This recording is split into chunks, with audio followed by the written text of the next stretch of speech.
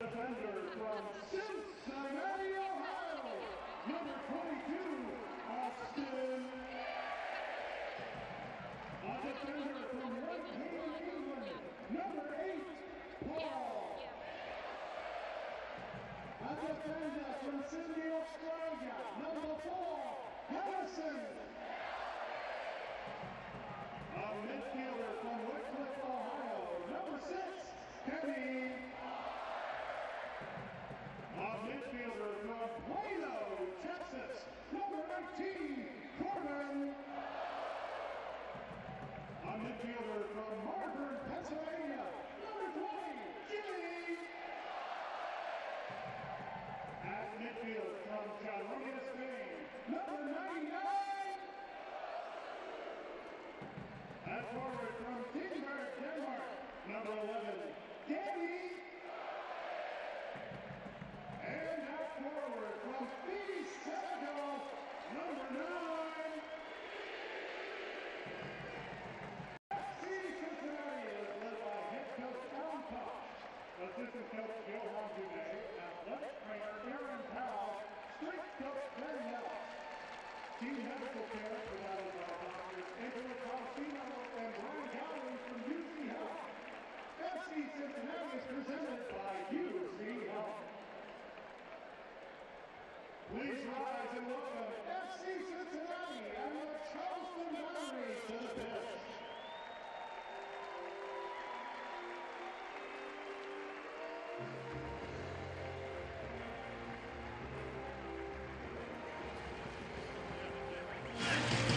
One, two, three, four, five, 6, 7, 8, 9, 10. Check, check, check.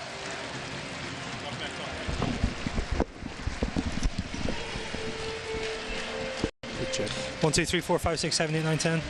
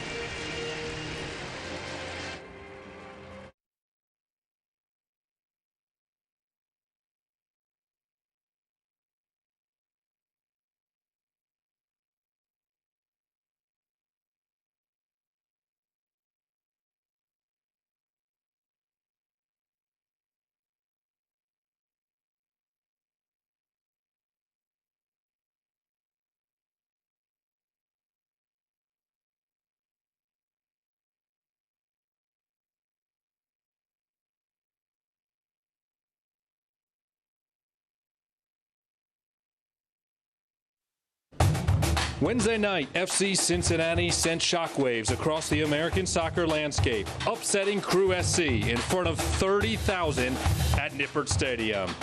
Tonight, the orange and blue look to build on that momentum when Eastern Conference leading Charleston arrives in the Queen City.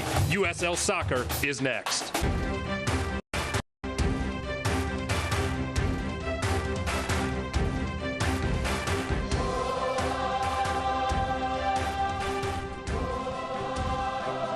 Good evening and welcome to Nippert Stadium on the campus of the University of Cincinnati. Tom Glitter, happy to be alongside my broadcast partner and All-American Kevin McCloskey as we get you set for USL action following the thrilling win Wednesday night. And Kevin, Alan Koch went to the 3-5-2. It was very effective against Crew SC. We will see it again tonight with a few tweaks to the starting 11. But why did it do so well defensively? I think he had, obviously with the three centre backs, a lot of experience in there. I think the wing backs of Tyler Pollock and Justin Hoyt as well brought some added experience. I think it helped them in the attack, and from there they created a lot more transitional moments. That from the defence they were solid. I thought they got into space as well, and then from their attack from it. So I thought that was a good play from Allen. One of the guys who did very well in the 3-5-2 was Paul Nicholson. Centered the back line of three center backs, and he takes us into tonight's key matchup, driven by your Greater Cincinnati and Northern Kentucky Volkswagen dealers. Nico's going to have his hands full tonight. Yeah, Romario Williams obviously is a big threat. Scored a ton of goals already this season. Has a lot of pace, and he's definitely going to test Paul. But Paul's coming off a good performance against the Crew, and it'll be an interesting matchup tonight. Well, same formation tonight for the orange and blue, but a little bit different look in the starting 11. We'll take a look at the starting lineups and check in from a toasty field when we return. This is FC Cincinnati Soccer.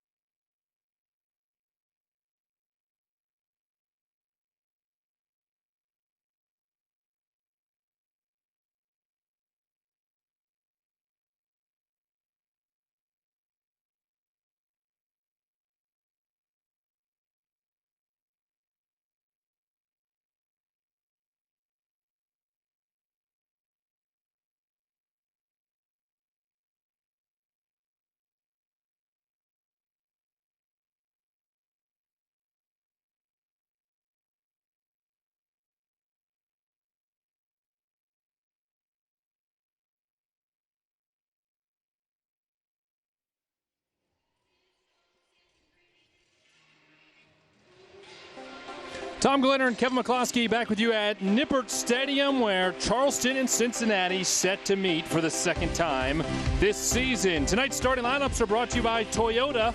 Let's go places, and we take a look at what Alan Koch is running out tonight. The 3-5-2, the three in the back.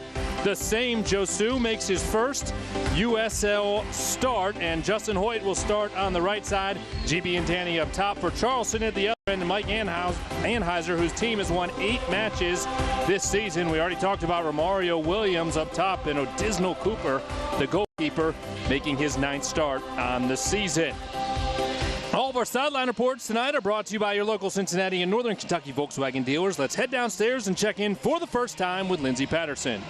Guys, FC Cincinnati coming off the biggest win in club history on Thursday. The starting 11 had a quick recovery cardio workout with athletic trainer Aaron Powell. The weather, that wasn't helping much to begin the day. Heat index around 93. I checked the field turf before the match. It was sitting at 87, and as long as it stays above 82, look for water breaks throughout the match. All right, thank you, Lindsay. We know you'll keep an eye on that throughout the evening. The good part, the entire pitch is now in the shade, and tonight's match official is brought to you by Kingsgate Transportation. We can take it from here.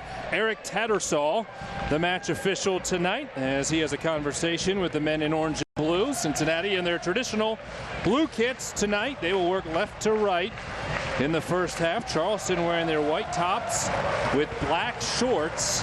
And there aren't many teams in the Eastern Conference FC Cincinnati has never found a victory against. One of them is Charleston.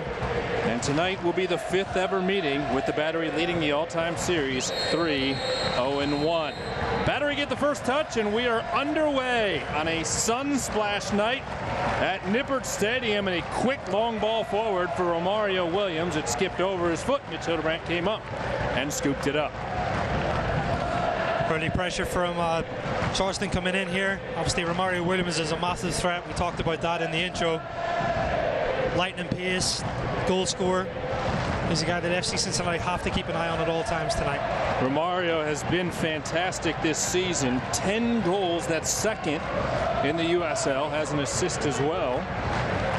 Griffith getting a touch up the left side, then it's turned back into the midfield. And that is where Charleston will knock it around.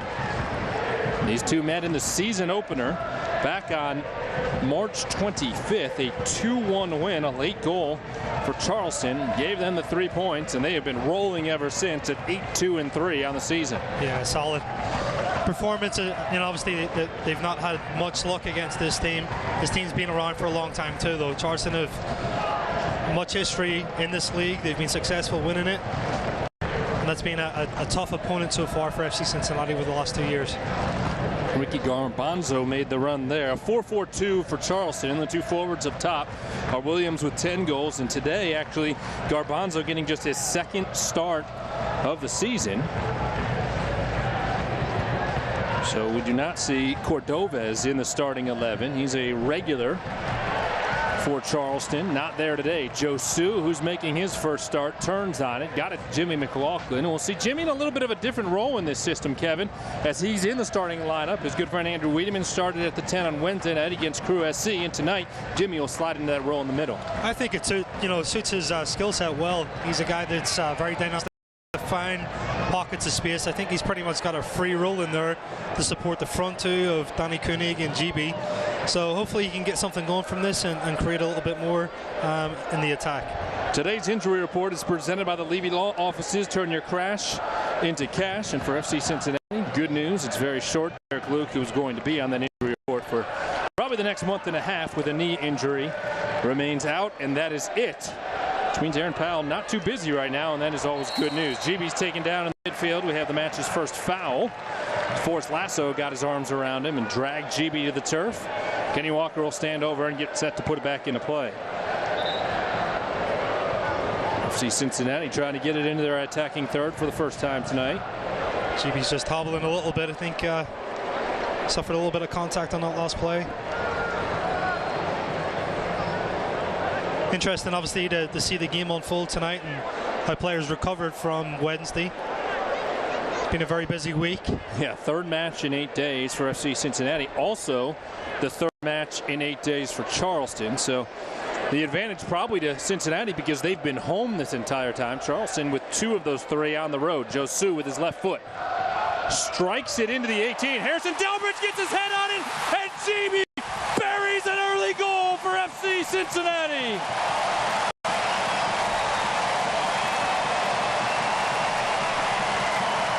The party starts early tonight at Nippert Stadium.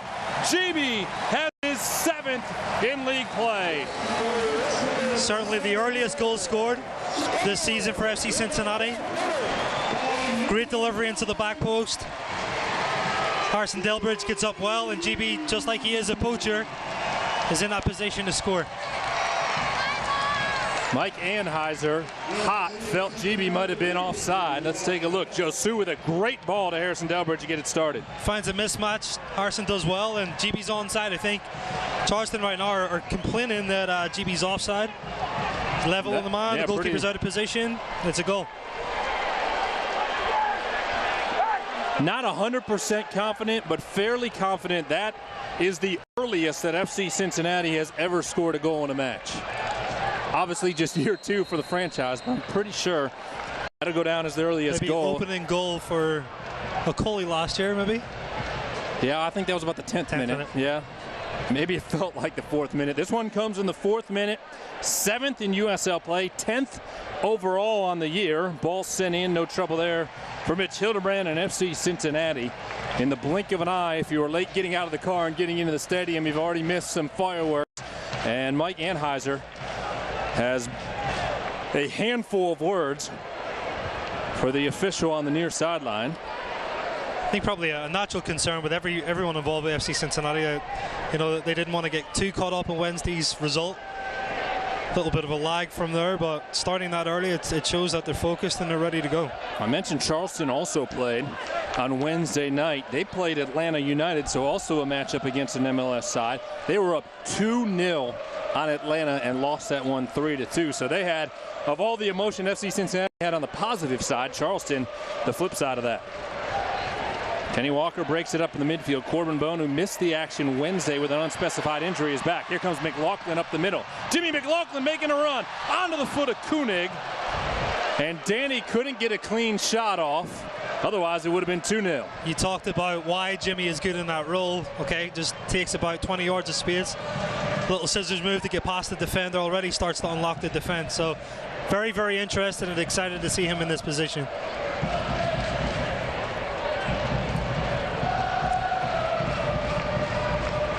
Quentin Griffith working at midfield on the left side. Slots it into the middle to Williams. Touches it back to Garbanzo.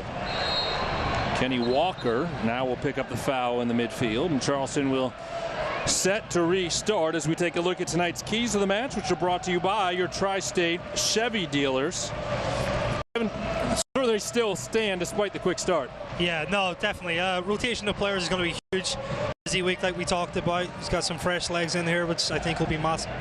And then the next thing is refocusing. You know, just making sure, hey, Wednesday's done and over, right? You'll get to play Chicago next week. Tonight, okay, we need 3 points. And already so far they've answered that call with a fantastic early goal. So hopefully more to come from FC Cincinnati. 3 Open Cup wins so far for FC Cincinnati, and in each of those wins, the game-winning goal and the only goal has been scored by GB. He has the early goal here for a 1-0 advantage. Charleston will head it down. Lasso out along the near touchline and throw in inside the attacking third, coming for the lads in orange and blue. Justin Hoyt stands to throw it in. And he'll put it onto the foot of Corbin Bone. Bone and Hoyt trying to work in the corner. Charleston able to win it back. Garbanzo forward for Williams. Austin Berry got his hip into Romario Williams, the native of Jamaica.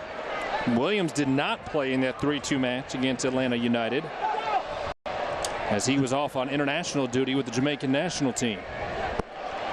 Kenny Walker on a misplayed ball picks it back up and will work left to right. Pass a bit too strong for Koenig, and GB couldn't quite catch up with it. Charleston will pick it up defensively and look to push the other way. Tonight's broadcast of FC Cincinnati is brought to you in part by UC Health. I think a team like Charleston, though, they're not going to be fazed by that early goal. No, they're an experienced club. It's interesting. They have not been shut out this year. So an opposing goalkeeper has not yet picked up a clean sheet against the Battery this year. And I was looking up the numbers this afternoon. Is there a club that can come out one night and score 4 or 5 and then the next night just score 1? They've had 6 matches this season in which they've only scored 1 goal, and they're 5-1 in those 6 matches. It's not bad, right? No, it's not a bad start at all. GB keeping it alive out wide left to Jimmy McLaughlin, saved along the end line as it was looking to be a sure thing corner, and then a foul is going to be called on Josu as he was playing forward. Charleston quickly will put it back into play.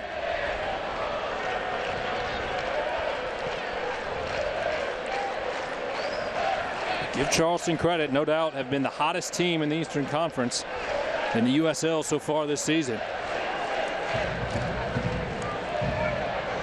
Remember, these two played 3 times last year, and of course the FC Cincinnati supporters remember the 3rd match. It was here at Nippert Stadium in the first ever playoff game. Yeah. With 30,000 on hand, 2 goals in the second half, as Charleston spoiled the party that night to end the 2016 campaign. It's a heartbreaking result for FC Cincinnati. But what was a great first year, you know. No doubt this past Wednesday built upon the success of year number 1 with the win against an MLS side in a very meaningful match. Kenny Walker into the middle, onto the chest of GB. GB with 3 white jerseys around him will swing it out right to Koenig. Walker back to Koenig. Koenig in the middle, takes a shot, 4 post, and just misses, making it 2-0. What an effort there offensively. First on the pass to Koenig, and then on the near goal. I think everything's on the pass here. If you see this, great vision. Kenny Walker just slips in. Ball goes past. And really, Jimmy McLaughlin was just a step off from deflecting that ball as well. Yeah, I think there it's one of those things. Do you gamble? I think Koenig made the right decision. He looks up and sees the goalkeeper overcommitting front post, tries to play it in back post to the defender's legs, and maybe Jimmy could have maybe sacrificed his body to get on the end of that, but good early start again for FC Cincinnati. Either way, great pressure from the orange and blue thus far. 12th minute, Nippert Stadium, 1-0 already in favor of the home side. Hoyt able to keep it alive. Sends it into the middle. Koenig got his head on it. GB was chasing it along the end line, as was Ta Anunga. He gave up on it at the last moment, realizing that it would be a goal kick, not a corner. Charleston doing everything they can right now to try to get it out of their end. Josu just misses, keeping it on his foot. You know you've arrived, Kevin, when you have 2 players in the starting lineup who only go by 1 name, right? Yeah, that's right. Josu and GB giving Alan Koch that combination for the first time. Quentin Griffith working it into the middle and then getting it back right in front of FC Cincinnati's bench. This guy on the ball right now, Justin Portillo, he's going to be another important player, very creative mind for Charleston tonight. Portillo has 5 assists this season. That's good for 2nd in the USL. Charleston has 2nd leading goal scorer and the 2nd leading passer as far as assists are concerned. There's Josu making his 3rd appearance, 1st start of the year. Harrison Delbridge sending it forward, bit too strong, intended for GB.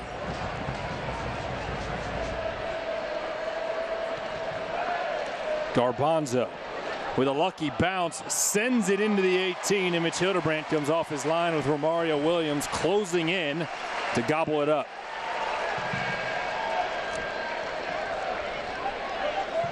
Kenny Walker will take his time working up the middle of the field.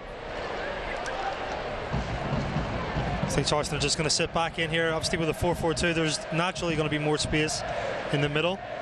So they're not going to press with the 2 center forwards. One center forward will kind of drop off and create a triangle. Not really a system that you can press out of.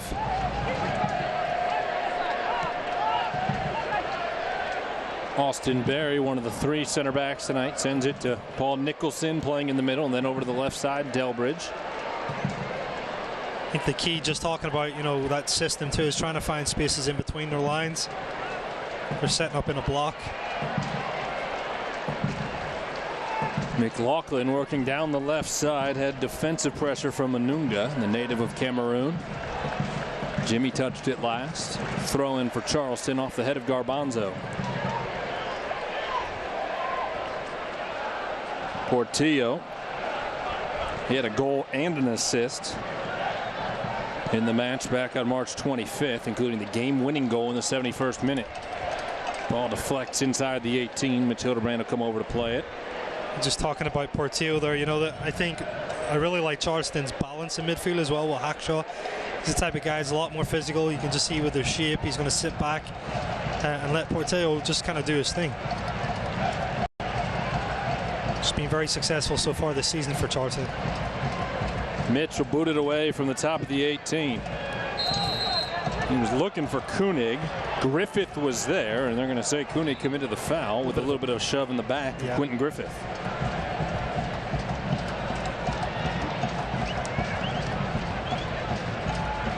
FC Cincinnati right now sits at 8th place in the East with 16 points, but spots 4 through about 13 are cluttered in the standings right now. A win and 3 points, depending on some of the other results today, could move FC Cincinnati right back up to 4th or 5th place. Yeah, it's there's a lot of games left. It's very early in the season. Yeah. I think the good thing, with FC Cincinnati, that big performance on Wednesday, which in my opinion was the best they've played all year, has really started, this streak, hopefully, that we can see and continue where the confidence is high from every player. I think the change in system as well, I think, is kind of added in where, personnel are able to fit.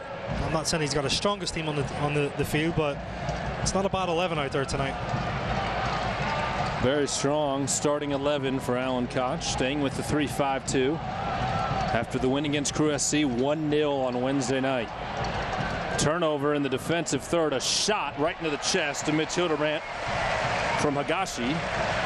Kotaro Higashi, the 5'6" midfielder out of Japan, making his 9th start on the season, got the shot off. Not a great look, but no trouble for Mitch Hildebrandt. I think the other thing too about the system of play, they've got a ton of talent on the bench. They can rotate into key positions as well. And I talked about at the start about rotation. That's going to be key in this game. After playing, this will be the 3rd game in a week. Once we get into 50-60 minutes into the game and tired legs, so that's another big positive of this system change. After this match, FC Cincinnati will be exactly halfway through the season. This is their 16th USL match. And remember, they've had to add in 3 Open Cup matches. Good problem to have, and they'll have another one June 28th here at Nippert Stadium when Chicago Fire come. Another opportunity against an MLS side. And the minute that matchup was announced, what's the text message I got from our broadcast partner, Kevin McCloskey? Will Schweinsteiger be playing on June 28th? That remains to be seen. Romario Williams trying to push it forward, gave it off to Garbanzo. Yeah, I think asking the odds of Chicago coming was the first part. If Schweinsteiger plays, I don't know, I might cry on her. We'll see. I've been lucky enough to see him twice this year in Chicago against Crew SC, and then I actually saw him in Los Angeles when Chicago took on LA Galaxy back in May. But Bashan, if you're listening, I think you should come. For Kevin's sake, you should ask Coach to make sure you're involved that day. Mitch Hildebrandt standing out at the top of the 18. Tonight's broadcast of FC Cincinnati is brought to you in part by your local Cincinnati and Northern Kentucky Volkswagen dealers. Very quick pace for the first 8 or 9 minutes, slowed down a little bit here in the 8 or 9 cents. Yeah, I think the heat's starting to kick in a little bit for both teams. Obviously at this level, they've got to understand that the game comes in waves. They've got to pick and choose their times to go forward and kind of keep the ball and slow it down and change the pace and speed up the tempo. Portillo now back to the defensive line for Charleston. First time Charleston hasn't come into this stadium and worn their traditional yellow and black striped jersey tops. Saw those on both of their visits last season. Delbridge whiffs on it, then Josu trying to keep it alive. Cleat came high from Romario Williams, and a whistle from our match official Eric Tattersall. I think Harrison just does enough to get a little flick on, otherwise that ball's falling on the Romario Williams' chest and he's in on goal.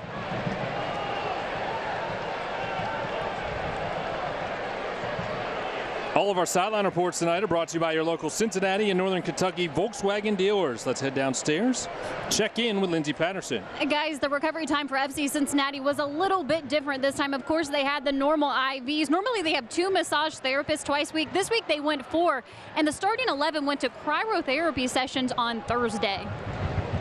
I sent Kevin for a cryotherapy session on Thursday, too, to cool off after the match Wednesday night. I didn't get a massage, though. No. Listen, there's only so much disappointed for recovery in the broadcast budget. Kenny Walker across midfield feeds it to Justin Hoyt. Back to Barry and then to Bone. I think the cryotherapy, just on that topic, though, I think it's a great move by Allen and the staff. At this level, with the demands of the game, being able to be exposed to cold temperatures brings the body back to neutral. It's just kind of a reflection of the modern game, FC Cincinnati's social media team, I don't know if you saw it, put a video out of GB in the machine waving. He looked happy as can be. Yeah. I'm sure he never felt temperatures like that before growing up in Senegal. Koenig trying to push it into the corner to McLaughlin, won back by Quentin Griffith. Knocked down by Kenny Walker. Good play. Bone knocks it back to Walker. Forward to Koenig. Koenig will turn it around to Hoyt. Hoyt was trying to give it right back on the give and go. Intercepted by Higashi. Good touch there.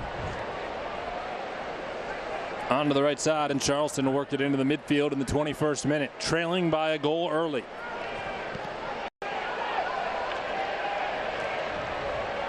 Back onto the foot of Hackshaw, the native of Trinidad. He has 4 appearances with Trinidad and Tobago's national team. I think right here, FC Cincinnati are doing a good job of defensively getting set up. They'll let Charleston kind of have possession of the ball in areas that aren't dangerous. They'll shift across, they'll compact, try to close these passing lanes.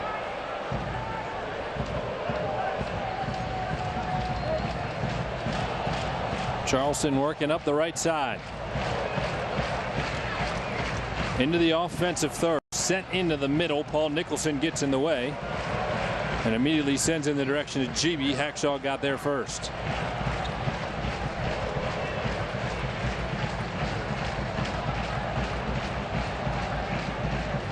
Anunga onto the left. Griffith has his shot blocked by Kenny Walker. Fans, stay up to date on the latest USL news and information from around the league. Tune into USL Coast to Coast with Mike Watts Mondays at 9 p.m. Eastern on SiriusXM FC channel 85. Also, don't forget SiriusXM FC will air the USL game of the week. Please check USLsoccer.com for dates and times. Foul will be called on Higashi on the throw-in, and quickly back to FC Cincinnati. Alan Koch, calm, cool, and collected on the FC Cincinnati bench. I think so far he's happy with his game plan. They've executed it well. A couple opportunities in the early going. Koenig just missed the far post, and an opportunity to make it 2-0. GB has it fall onto his chest. Handball is called by Eric Tattersall. Bit of a tough angle there for the match official, I think, to see if it caught his chest. Charleston's petition was enough to convince him, and they will move the ball in the other direction. Garbanzo. They'll add the pressure, but right now, and again, it's kind of based on having 3 games in a week. They're not going to be in a position where they can come out and press higher up the field and exert a lot of energy. Good opportunity here for Charleston with a throw in deep in their attacking third. Griffith will take it. One of the FC Cincinnati fans with a few words of advice for Quentin Griffith as he gets asked to throw it in. Tosses it inside the 18, headed in the direction of the 6-yard box, and finally cleared away by Danny Koenig. Good job defensively there by FC Cincinnati not to allow a dangerous situation. Played back to the right side, Williams. Taken off his foot by Josu. And the linesman on the far side called the foul. Immediately signaled it upon the contact. We saw FC Cincinnati with a free kick from about this exact same spot against Columbus. Let's take another look.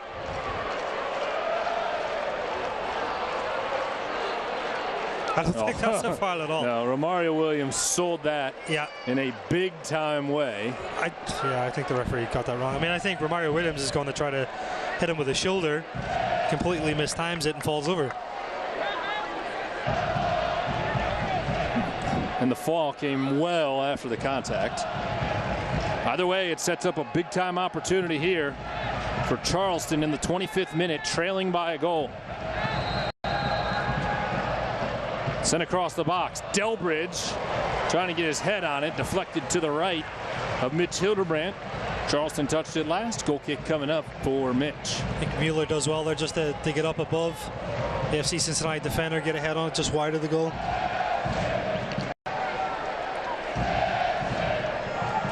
Hildebrand directing traffic as FC Cincinnati will push forward into the midfield.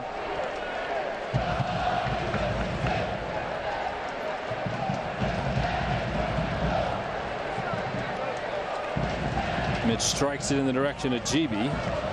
Williams was there to knock GB away from the ball, and then Barry will head it out near sideline. Griffith will come over to take the throw in. This time Charleston misplays it off the foot of the talented Portillo. And FC Cincinnati will get the throw in right at midfield. This is now in this possession. I think FC Cincinnati have to turn it up a little bit. You know, they've done their job well defensively. They kind of slowed down Charleston's attack. But now they've got to try to put a little bit more pressure. Speed the game up. Try to create another opportunity if they can. And get that second goal. Certainly would provide a lift here at Nippert Stadium, where a crowd in excess of 20,000 fans is expected on a beautiful but warm Saturday evening. Definitely toasty. Good news is no threat of serious storms or anything along those lines. Romario Williams came in tight on Mitch Hildebrand. You can't be doing that. And they're going to say that Mitch touched it last with the pressure on from the Charleston striker. So with pressure with Williams is going to put on, goalkeeper's not going to have time to try to do a Cruyff turn inside of his 6. All of tonight's corner kicks are brought to you by the Levy Law Offices. Turn your crash into cash at LevyLawOffices.com today. Portillo comes over to take it from the near side left of our broadcast location. Sends it into the box. Headed outside. Higashi there to keep it alive for Charleston. Back to Griffith. Griffith going to strike it from midfield and sail it over the goal. A little ambitious from there, probably 45 yards out. Yeah, you're not going to chip Mitch Hildebrand from there. He wasn't playing very far off his line. Works out in favor of FC Cincinnati, who earns the goal kick. Just got word from the sideline there will not be a hydration break in the first half. Heard Lindsay report that just before the start of the match, the field temperature was about 87 degrees. The entire field now, however, in the shade. So the fourth official has determined no need for a hydration break. That would have come here in the next 3 to 5 minutes. In the meantime, Sue turns it over, sent across for Romario Williams. Barry misplays it. Higashi keeps it alive to Portillo. Chipped forward, Romario Williams was trying to get to it. Goal kick coming for FC Cincinnati. Much to the chagrin of Dante Marini and Justin Portillo, who were convinced it went off of FC Cincinnati.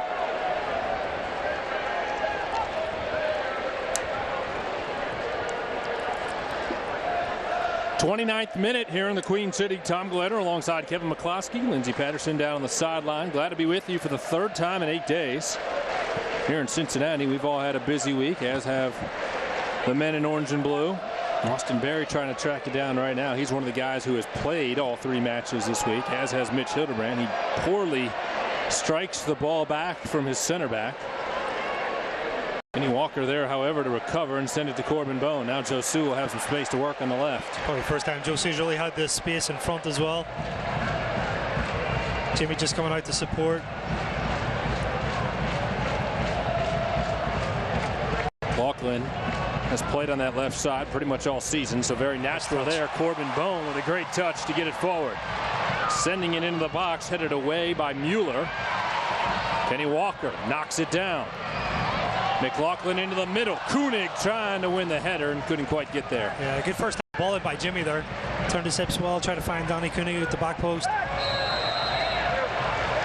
Mario Williams fouls Nicholson right in the midfield circle. Just used his body a little bit too much to knock down Nico, and FC Cincinnati gets it back.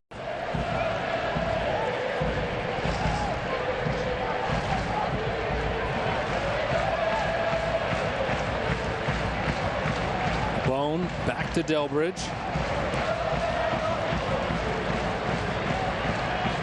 Walker will chip it in the direction of McLaughlin, who will pick it up. McLaughlin with 3 white jerseys around him. Oh, threads the needle pass, to GB. GB sent it over to Dustin Hoyt, broken up at the last minute by Griffith. Hoyt will get the throw in.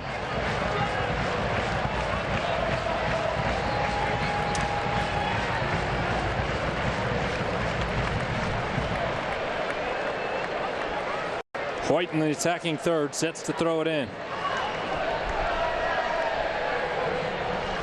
Finds the right foot of GB. GB has it poked away, and Hoyt will throw it in again from basically the same spot. Bone back to Hoyt. On to Kenny Walker. Berry forward for Bone, bit too strong, came off his foot. Of course, Corbin Bone and Austin Berry both played for Chicago Fire very early on in their professional careers. Austin Berry was MLS Rookie of the Year with Chicago, and he will go up against his old club on June 28th in the next round of the U.S. Open Cup here at Nippert Stadium. 4 straight home matches, almost unheard of in the Open Cup, but that's what FC Cincinnati has been handed as Delbridge knocks it down, but out along the touchline, throwing for Charleston.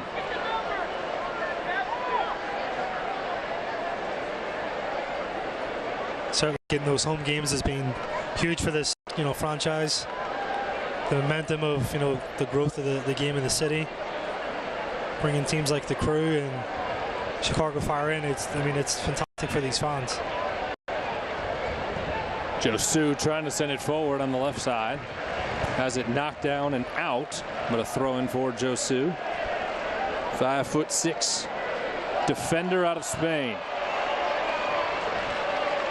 GB taken down in the midfield. Free kick coming for FC Cincinnati. Can you imagine if that game had been in Columbus? Obviously a lot of different factors involved if that's the situation, but there were 30,000 fans here on Wednesday. 29,000 of them were FC Cincinnati fans.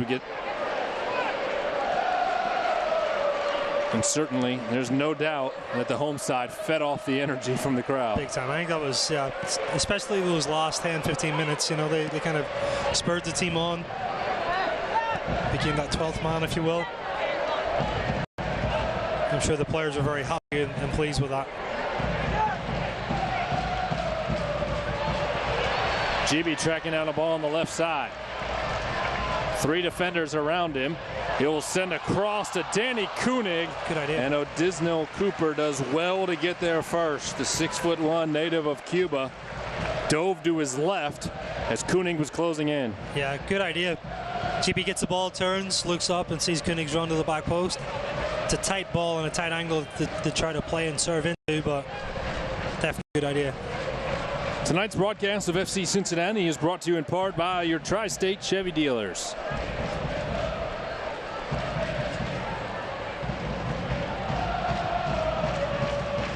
Anunga onto the right, into the corner. Marini back to Anunga, sends it across the middle. Romario Williams trying to keep it alive, knocked down Kenny Walker.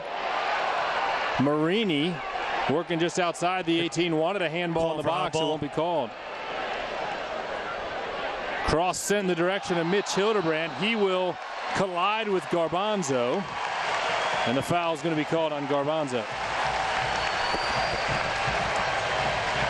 Chance of Mitch says no come from the Bailey.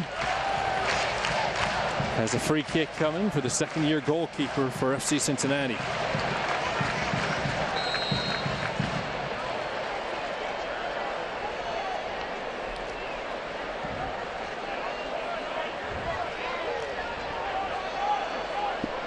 Hildebrand sent it out into the midfield. Neither GB nor McLaughlin could win it. And Anunga will quickly push to the attacking third for Charleston. Back out to Hackshaw. Now up the middle. Here comes Portillo. Yeah, these are the dangerous positions now that FC Cincinnati don't want Charleston to be in. You've got numbers forward. They're in between the lines. Feed into a big player like Romario Williams. Across the middle, Garbanzo couldn't get there. Austin Berry's down grabbing his leg. Josu's going to clear it out in to the midfield. GB trying to keep it alive. A slew of bodies flying all over on that series. And Quentin Griffith comes away with it for Charleston on the near side. Portillo from 25 yards out shoots it right into the chest of Mitch Hildebrand. Yeah, Charleston just starting to find these pockets of space, especially in this attacking third in between our middle three. getting more and more opportunities and more looks on goal from those positions. It has been active here in the first half. He had 6 saves in the matchup against Charleston, a 2-1 loss for Cincinnati back on March 25th. Justin Hoyt working up the right side. Slow it down and leave it for Kenny Walker. Into the middle, McLaughlin. McLaughlin was trying to get it to Koenig. Then Koenig takes down Griffith, trying to win it back.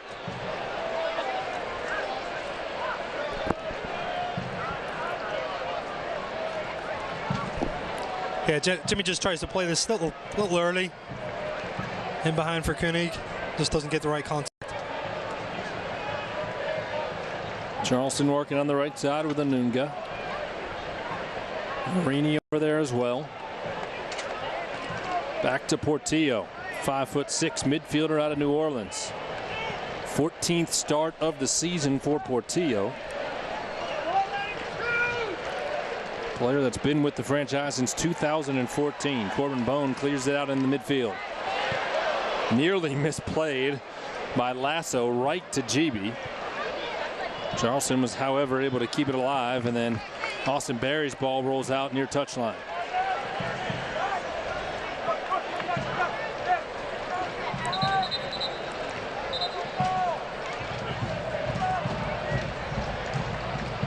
Match officials signaling he wanted to see Griffith back up a little bit before throwing it back into play. Puts it right onto the foot of Hackshaw and gets it back. Good ball. Swung onto the right to Romario Williams.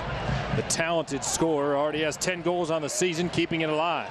Working to his right and launches it into the Bailey, not even close.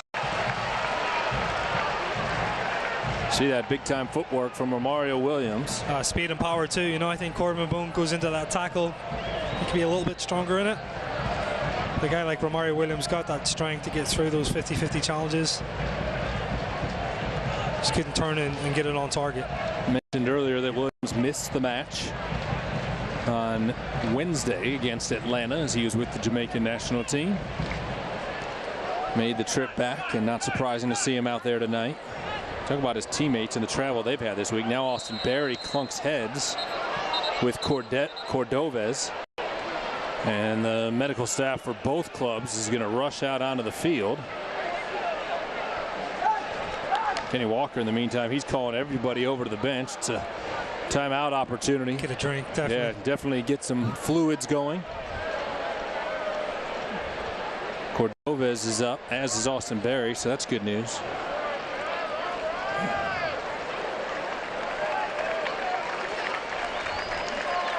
Yeah. It's a couple that Austin Berry's clashed a few times this season too with his head.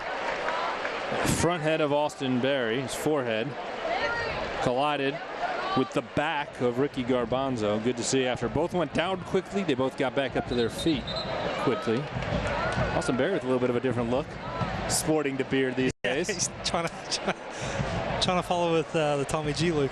Yeah, and that look lasted one match. Yep. Both players will be signaled back in shortly. Alan Koch got a chance to huddle up with his club, get some fluids going.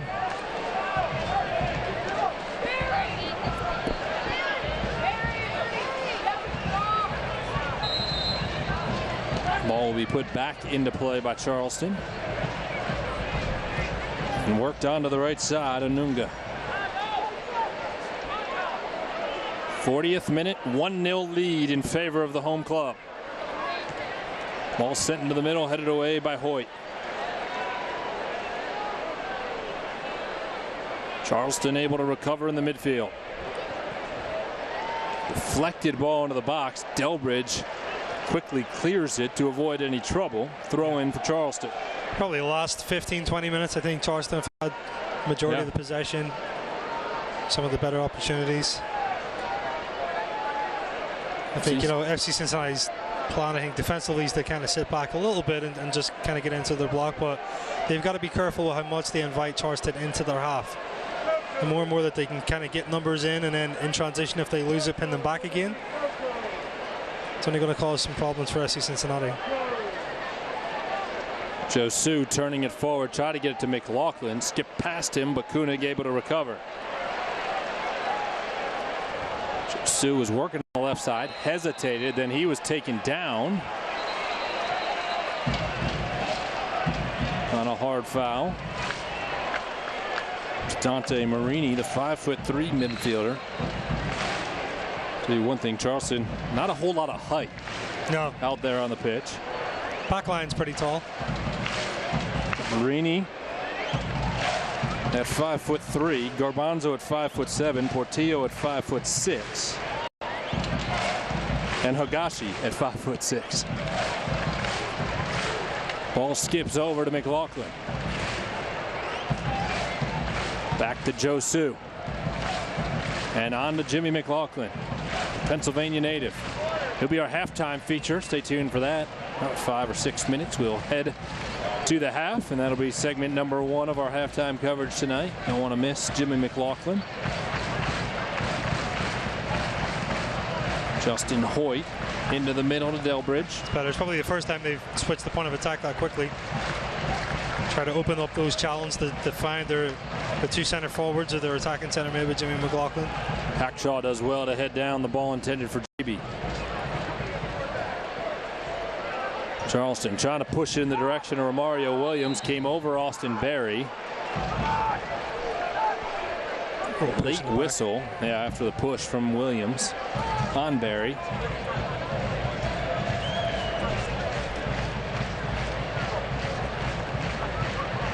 Mario Williams sitting 1 yellow card away from a mandatory 1-match suspension. He has 4. Kenny Walker for FC Cincinnati in the same situation as he has 4 yellow cards. He's the only Cincinnati player facing that challenge right now. Ball for Koenig up the right side. Couldn't win it. Lasso with a little bit of a push in the back. Knocked it out. I'd like to see Kenny Walker and Corbin Bone on the ball a little bit more. Especially when the back 3 are kind of playing out of the back with it. They've got to try to find that next level if they can. And with those 2 players in question, if they can kind of return, receive it on the half turn and play forward, it gets FC Cincinnati in a higher position. Austin Berry's ball a bit too strong. Justin Hoyt was pushing up there in the attacking third. Goal kick coming up for Disnell Cooper. Defected to the United States in October 2012 with 2 of his teammates, Michael Chang and Evio Cordovez. Kenny Walker not happy after the foul was called, and this is where Kenny needs to be careful, not pick up a yellow for dissent, and then not be available next week. Complaining obviously that he felt the Charleston player swung his elbow back into him. Justin Portillo will tee it up for the Battery, trailing by a goal, 44th minute. Sends it into the 18. Delbridge heads it down. McLaughlin pops it forward. Josu was trying to catch up with it and was about a step or 2 behind the ball.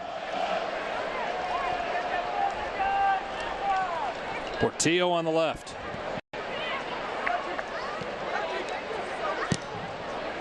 Griffith swings it over to the other side, and Josu will catch up with it. Now 1 minute of regulation remaining, and we are told there will be 2 minutes, a minimum of 2 minutes of stoppage time. I think 6 minutes on Wednesday night felt like an eternity for FC Cincinnati fans, and it actually went about 7 minutes. Austin Berry does well there to break up the run by Charleston. Well played by Jimmy. Jimmy with some space on the left. GB finds him. Jimmy just outside the 18 will strike it with his left foot and dings the post. Corner kick coming up late in the half for FC Cincinnati. Well, we talked about it early in the game of trying to get Jimmy into those positions that he can kind of run at the back 4. I think it's just been a challenge for him to get into those positions and get the ball. Nearly snuck it inside the near post. His touch is just his last touch, kind of take him outside of that shooting range, but did well to kind of turn back and get it on frame. Touched by Charleston, and that means we have a corner kick brought to you by the Levy Law Offices. Turn your crash into cash. Visit LevyLawOffices.com today. Kenny Walker goes far side to take it. You talk about a height advantage here. Obviously, those set pieces, they're going to be key for FC Cincinnati. Walker swings it in. McLaughlin on the header keeps it alive. Koenig trying to get to it. Cooper was there. Now Koenig is hot. He was shoved. Looks like Hackshaw went down. That is Neville Hackshaw. Cooper after winning it as Koenig went up. And a whole lot of talking going on as Hackshaw is down in a heap of pain right at the 6-yard box. Here's the thing, I think he's going to get a yellow card here. He is. But for me at least, Cooper starts that, the goalkeeper. So if that's fair, Cooper really should be getting a yellow card as well. Certainly take a look at the replay here momentarily. See what exactly happened, creating the contact as Koenig was looking for the header. I think it starts. Danny Koenig goes up for the ball. Cooper comes and collects, and then from there, I think he pushes off on it. Laughlin headed it up. Straight up. That's going to be complaining. Yeah, it's a late slap in the face there. Little slap in the face. That's why Koenig was hot. Right. It's pretty explanatory on the replay. And now Hackshaw has to come off the pitch because the medical staff came out for him after the injury, and he's upset now that he can't continue until the match official signals him back on. Cooper will resume action. We've seen some wild stoppage time situations during this homestand, Kev. Yeah. Hackshaw right back into the match, mistouched it in front of the FC Cincinnati bench, and that'll bring 20,000 plus. A round of applause. For Justin Hoyt. We've gone through 2 minutes of stoppage time, but Hackshaw was down for at least half of that. And we had a yellow card, so I'd imagine we have at least another 60 seconds before we hear the whistle from Eric Tattersall. GB, who has the match's lone goal, tries to win the header. Bounces out. Justin Hoyt in no type of hurry to get over there and throw it in for the orange and blue. They just work the line here, try to kill it off, get into halftime, and regroup if they can.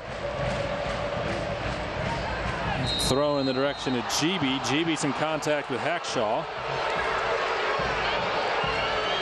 Will be called for the foul.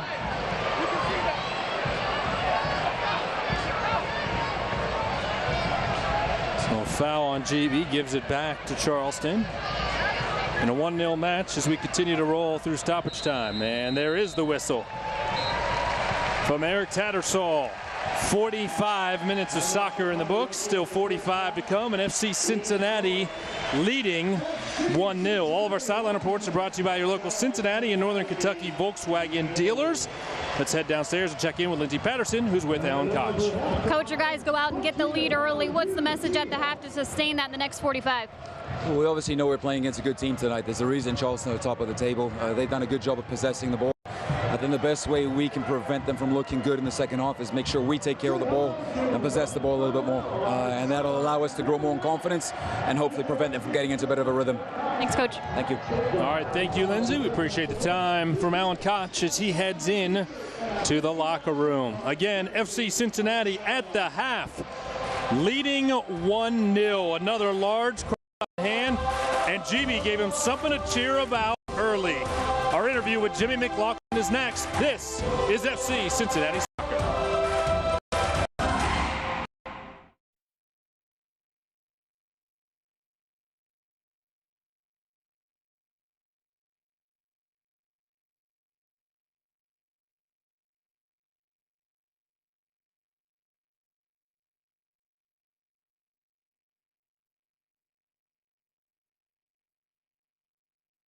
Second year forward, Jimmy McLaughlin, a fan favorite in a year and a half in Cincinnati. And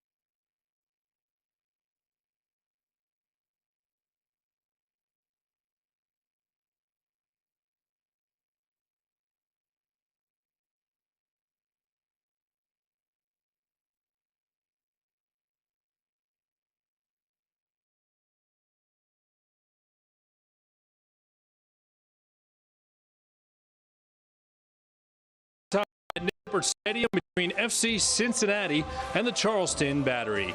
Second year forward, Jimmy McLaughlin has become a fan favorite in a year and a half in Cincinnati, and his goals are clear: win a championship. Today, we sit down with number 20. I'd say I'm an attacking, aggressive, hard-working player who does work on both sides of the ball and wants to do anything to help the team get a victory. I like to think of myself with no fear. Never really the biggest or strongest or fastest guy, so I've learned to adapt and to put up with any player I'm going against.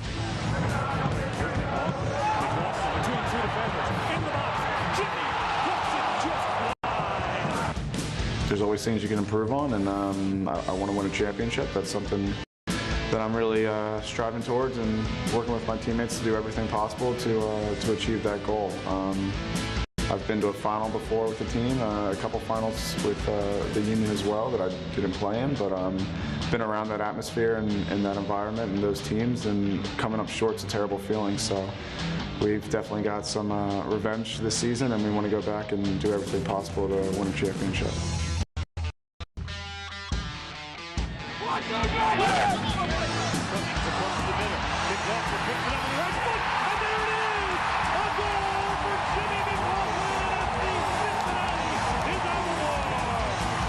I like to have fun with it. I had some fun with celebrations throughout my youth soccer years in high school and college and whatnot. So I think it's important to have fun and celebrate when you score a goal and enjoy it with your teammates, because it's something special and an important thing for the team in the game. So I try to make the most of the celebrations. It's an incredible ownership group doing amazing things for the team and putting every resource in place for us, and the coaches and the front office. I mean, I think everyone's doing a really, really good job. The marketing's been unbelievable. They went out and got great players as well and great coaches, and I think when you kind of put all those together and you get results on the field in a community that's been wanting a soccer team for a long time, it just all came together and kind of took off. So we're trying to make the most of it and trying to kind of keep the wave going and enjoy another successful season in 2017.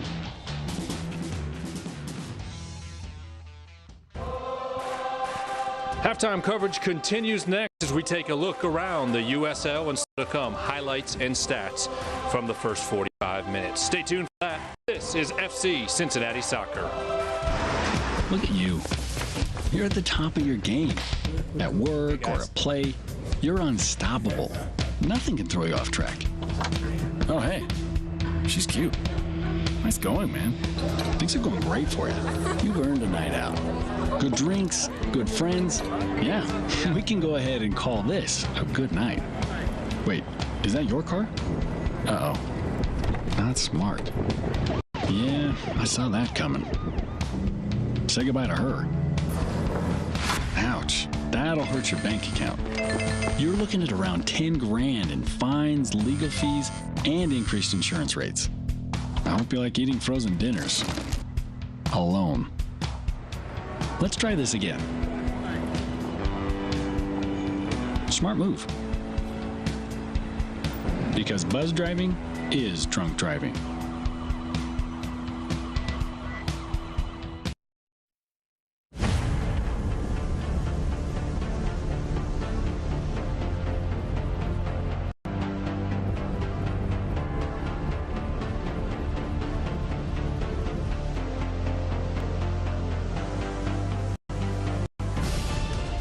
Raise the stakes. Expectations are high. Our biggest season yet will break records with elite players and future stars. Innovative technology and new homes. We're growing the game in our communities and across the nation. Are you ready?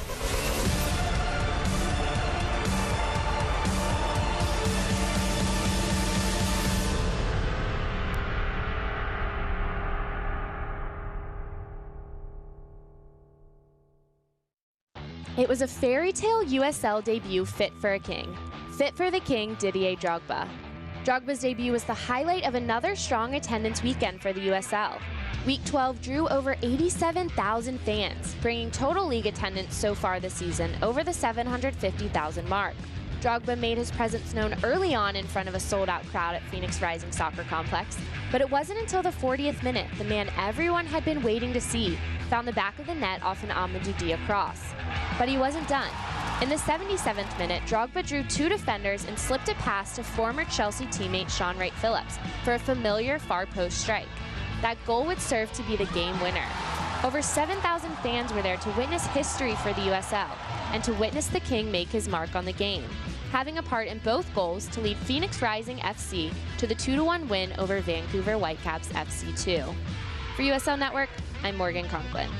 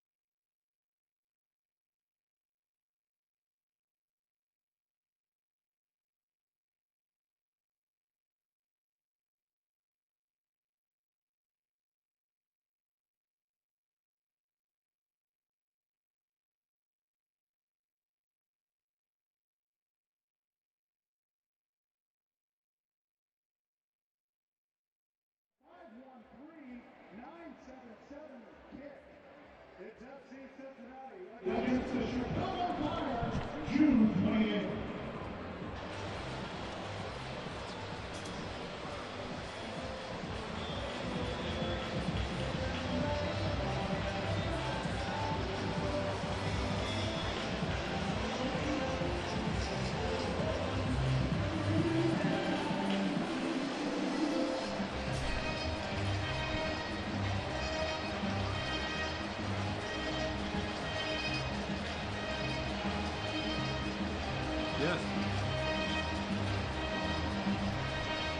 Back at Nippert Stadium, Tom Glitter alongside Kevin McCloskey as we are at the half with FC Cincinnati leading 1-0 thanks to an early goal by GB. And FC Cincinnati, Kevin, wasted no time getting on the board, coming out and finding some momentum. Yeah, like we talked about, that's the earliest start they've had, I think, ever. Great way to kind of rebound from Wednesday, where we thought there might have been a lag, and they start early, they start fresh, and score an important goal. Well, let's take a look at the first half highlights.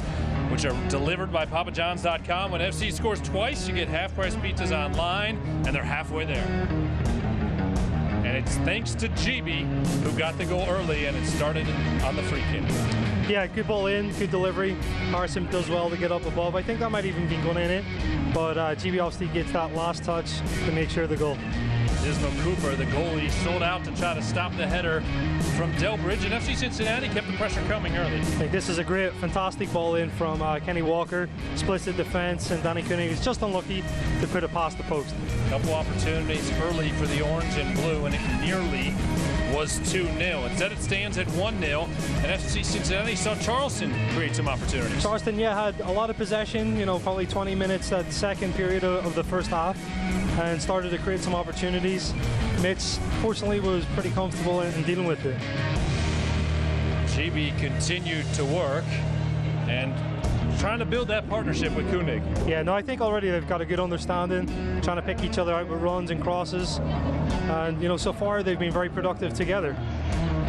Durant did a good job managing in the back, stopping the ball there as we take a look at the first half stats. 1-0 the score right now, twice as many shots for Charleston. We know how dangerous they can be, but just 2 on target each way, and it's been a physical match as well. Being physical, yeah, I've been very impressed, obviously, with, I think the referee's done a good job. I think both teams have been hard at it.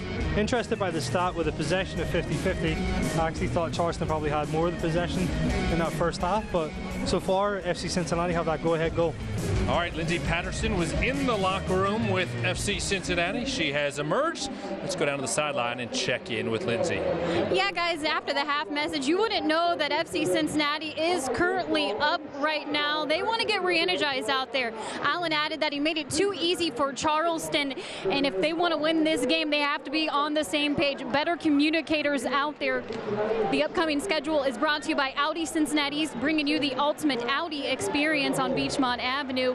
FC Cincinnati will close out at June at home back here next Saturday against St. Louis. A big midweek Open Cup match against Chicago Fire on June 28th. Back on the road the first week of July against Orlando City B and Tampa. Busy schedule. We knew it'd be 6 of 7 at home for FC Cincinnati. It's turned into 8 of 9 home matches during this stretch, and the lone road match snuck in there at Rochester, and another opportunity next Saturday for points. Another big crowd is expected here. But first things first, Kevin, 45 minutes, and we had the opportunity to chat with Alan Koch. He felt like the team probably gave him as close to a 90-minute performance as they have all season long on Wednesday night against Crew SC, and he wanted to see it carry over to tonight. Well, now's the opportunity. Yeah, no, definitely. I think, look out for some changes for sure. I think towards the end of the half, you saw some tired legs out there, which is to be expected. It's been a busy week. But so far, I think, they've started, they've executed what he wants defensively. They've got a goal from it. And hopefully now they can continue to build and shut out Charleston in the second half. FC Cincinnati still huddling up. Charleston ready to rock as they have emerged from the locker room. I'd imagine both these coaches will start to look for some subs, maybe around the 60th minute or so, as each team playing their third in 8 days. Charleston, however, had to travel on Wednesday to take on Atlanta.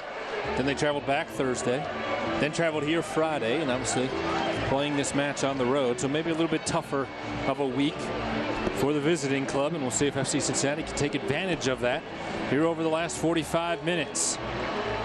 Charleston in their white tops with black shorts. FC Cincinnati in their traditional blue kits. Jimmy McLaughlin gets the signal from our match official, and the second half is underway with the orange and blue leading by a goal. Austin Berry immediately gets some pressure from Romario Williams.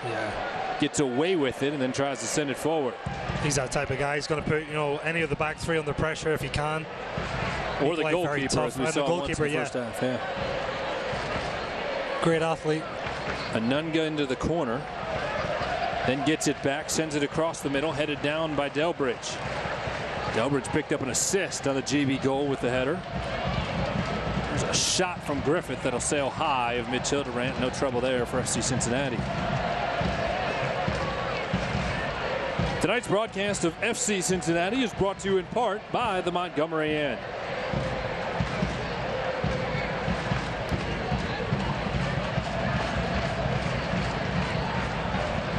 Delbridge making his 13th start of the season.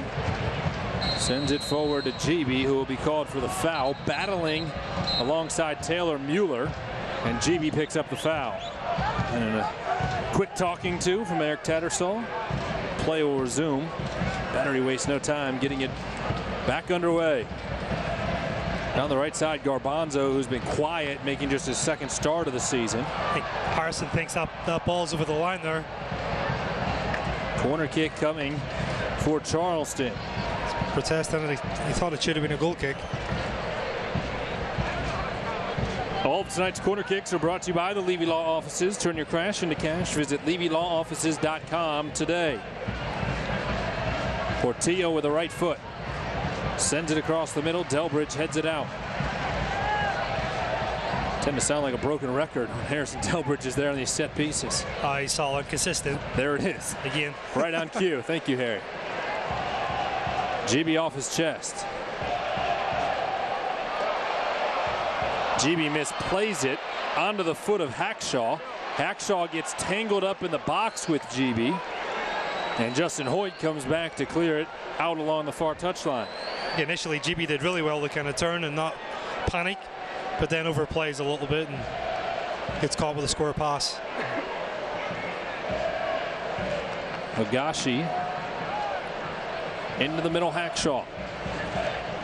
Charleston controlled a lot of the possession towards the back end of the half and have picked that up here to start the second half, trailing by a goal. Slowly rolled into the middle by Dante Marini, the native of Pennsylvania. Childebrand able to come over and scoop it up without any trouble. I think the key here in the second half too are these wing backs, Josu and Justin Hoyt. They've got to get a little bit higher. You know, they just can't drop back and become a back five all the time. In possession, they've got to get into it where it becomes a 3-5-2 and be that extra layer in a wide position. Portillo leaves it, and then Hackshaw pushes it up the right side to Anunga. Ta Anunga working with Josu there defensively.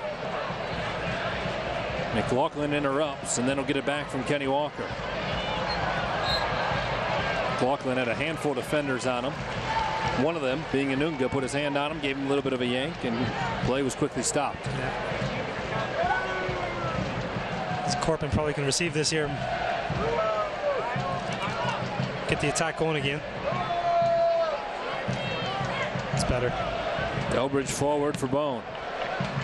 Up the near side, McLaughlin has it roll off his foot. Anunga able to win it back. Turns it on to Marini. A collision of number 19s between Bone and Marini. Hackshaw comes away with the ball.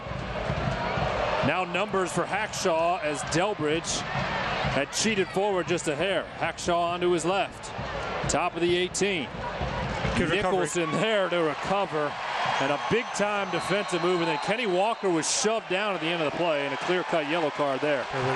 Oh, you're right. Harrison Delbridge overcommitted a little bit. I think Paul had went in and tried to step and win the tackle, but Austin did a good job of kind of delaying and allowed the FC Cincinnati defense to get back and recover. Romario Williams picks up the yellow card, and now he is suspended from the next match for Charleston because that is his 5th of the season. So when Charleston plays next Saturday at home against Toronto FC2, Williams will not be available. Yeah. Yeah. A bit of a push. Bit of a frustration shove there as Romario Williams picks up his 5th yellow card on the season.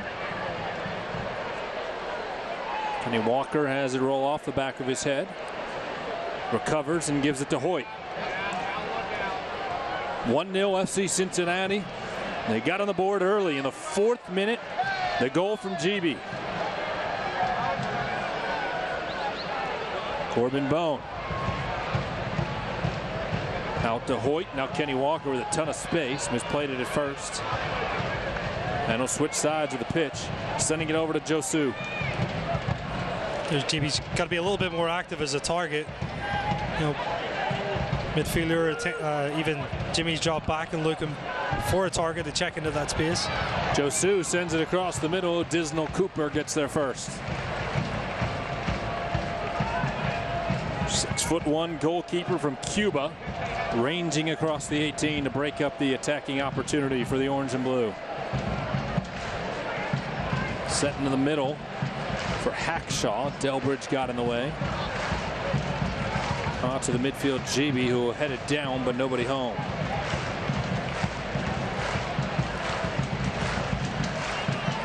Anunga on the right side. Sent it forward, deflected off the Spaniard. Be interested to see how Josu, last. He's not played, obviously, in a 90-minute game. Had only played a total of 41 minutes in his 2 previous appearances in league play. Yeah. It's probably, in that position too, it's probably the most demanding in this system of play. Absolutely. You've got to really join the defense to the attack in both ways. We talked about it earlier today after Alan Koch shared with us the starting lineup. You have a great advantage, though, with Tyler Polak and Matt Boehner on the bench. They've both played in that position all season long. Obviously, Tyler on the left and Matt on the right, where Justin Hoyt got the start today. Boehner was leading the team in minutes coming into this match at 1,080, and Polak has played his fair share at 1,025. So you have 2 guys with a ton of league experience who probably could be an opportunity to come in maybe another 10 minutes or so. And to me, that's great management. You've looked ahead of it. He's got that play if he wants it. He's got those cards up his sleeves where it's like, all right, we can put in Justin Hoyt and Josu. They'll play well. Obviously, they're good performance, but now you've got this talent coming off the bench. It could be the difference in the game, once we get into this last stretch. Josu was looking to throw it in. It was Charleston's ball. Anunga will put it back into play. Corbin Bone there to take it off the foot of the battery and win it back. Out wide with some space is Hoyt. Like I said earlier, they're going to need more from those positions. I think you're probably going to see a sub sooner rather than later.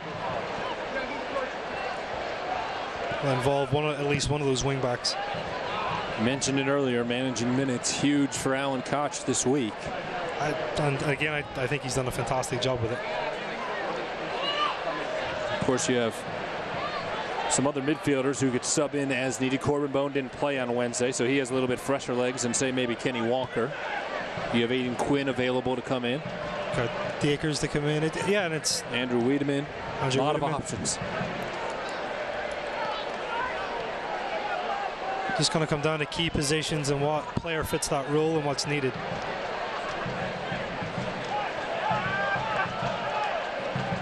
Marini across the middle. McLaughlin heads it down. Has some space if he can win it. Boy, that would have been a dangerous ball. Did well, yeah.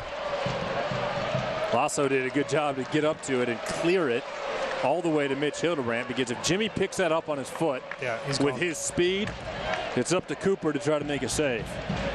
And he had GB nearby for help if he needed it. Paul Nicholson, again playing in the middle of the 3 center backs. Second consecutive start after getting the nod on Wednesday. Josu left side. Over the head of Danny Koenig. Kenny Walker scissored it down, but unable to find a teammate. You're starting to see this game really stretch and open up as well. Anunga making the run down the right side. Able to cross it. Romario Williams got it on his foot, and Paul Nicholson, a fantastic defensive job to stay with it. Mike Anheuser not happy. Felt maybe there was a foul in the box there. I think he was calling for a back pass, actually. I think with Paul's touch back to the goalkeeper, he's claiming that it's intentional, which is not.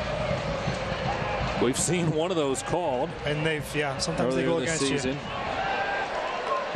It's against Charleston, I believe, in the first match of the season. That's right.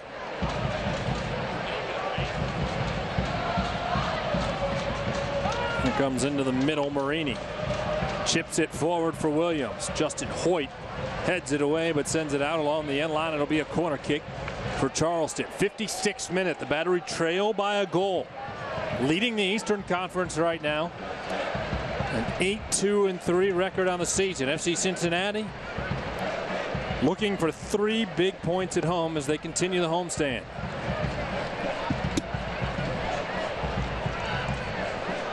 Corner kick will come from the far side.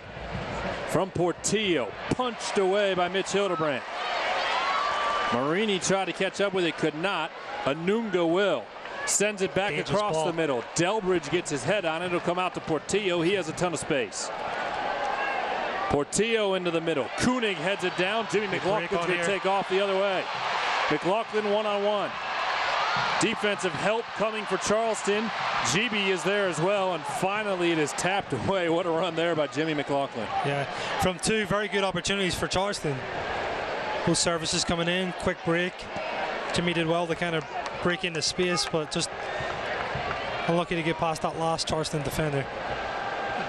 Quentin Griffith did a good job getting back to stop McLaughlin, who has a ton of speed. I think you're really going to start to see more mistakes. Unfortunately, I'm sure both coaches don't want that, but that's what happens in 8 days. Exactly, that's what happens. So a lot more space and probably opportunities created by mistakes. Anunga found Romario Williams in the middle. He got his head on it, but could not put it anywhere near the frame. And Mitch Hildebrand will get the goal kick.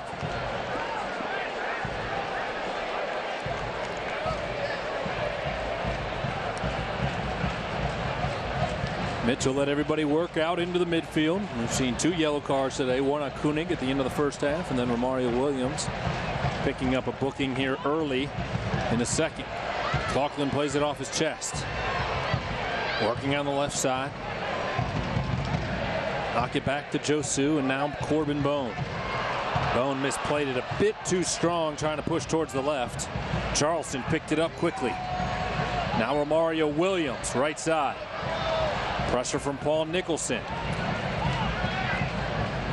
Good defender. Williams will spin on Nicholson. Fantastic. And Nicholson with a big-time defensive play.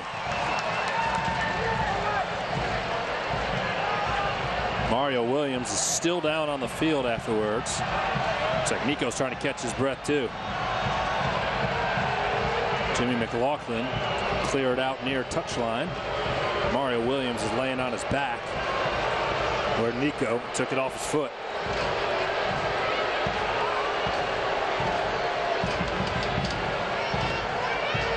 Mentioned Romario Williams didn't play on Wednesday, but he did travel internationally to be with the Jamaican national team. Let's take a look.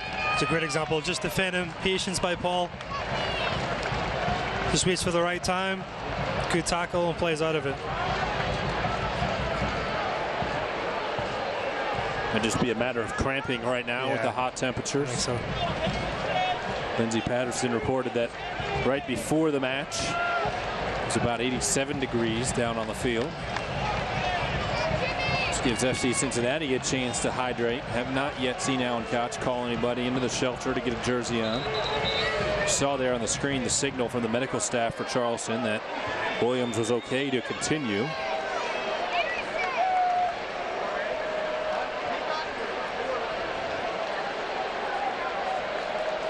Looked like they're trying to get one of those quick hydration packs in him as well. Yeah. When he was down, however. Bit of an energy boost. Looks like Evio Cordovez is going to get his jersey top on the bench, so he may be the first substitute here before long for Mike Anheuser.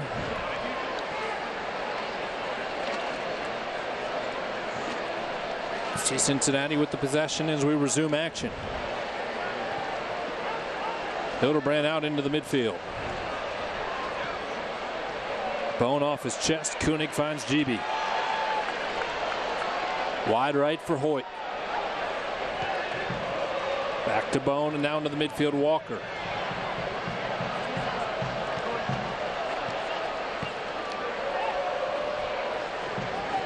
Nicholson. On to Bone. Good build-out play. Walker and Barry will have some space to walk it up right side. Feeds it to Hoyt. Into the middle, Bone.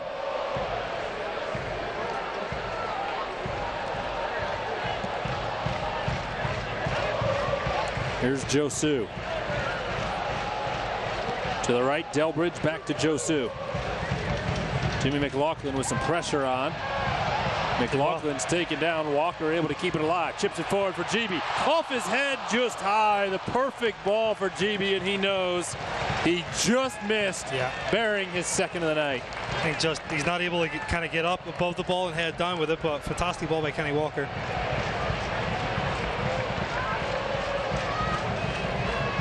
Charleston will try to get it forward to Williams. Austin Berry gets in the way.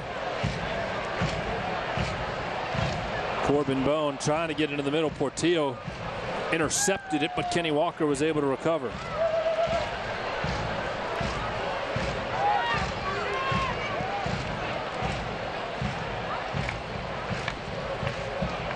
Cordovez, who has 3 assists on the season. One of the guys who defected from Cuba with goalkeeper Odisnell Cooper has come out to midfield, and I think we're going to see him check in shortly. Josu sending it across the middle. It skips off of Cooper, touches the hand of Lasso right in front of the Bailey. They're going to scream their displeasure. We'll have to wait and see the replay in a moment, but it sure looked like Forrest Lasso knocked that ball down inside the 6-yard box with his hand after Odisnell Cooper missed it.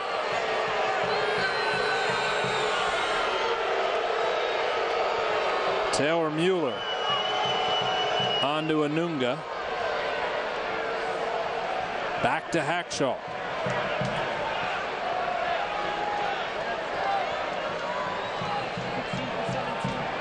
Bit of a slow pace here in the second half as Cincinnati looking for some insurance and Charleston looking for an equalizer.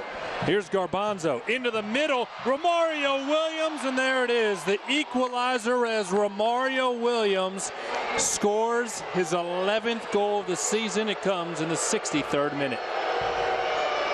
I'm not sure he even gets definite contact on that. Maybe just a slight touch.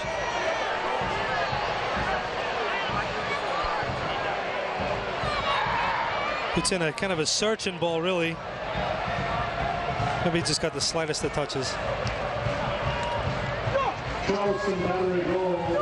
And maybe got the bottom of his boot on it just to keep the momentum going to the far post. Mitch Hildebrand had come too far forward to the point where he couldn't get to the ball. Garbanzo will get the assist, and we are tied at 1 in the 64th minute. Couple substitutions coming here for Charleston. Cordovez is going to come in for Garbanzo. And Woodbine coming on for Anunga. So 2 pairs of fresh legs for Mike Anheuser after tying the match at 1 apiece in the 64th minute. Tough break there for FC Cincinnati.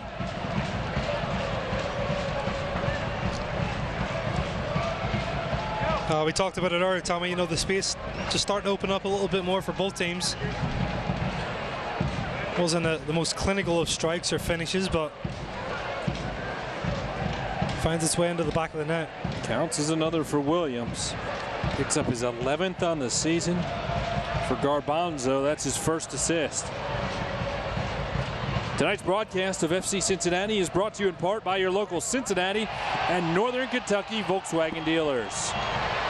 Nicholson knocks down Williams, who again is slow to get up. No foul was called. FC Cincinnati wants to hurry up and go the other way.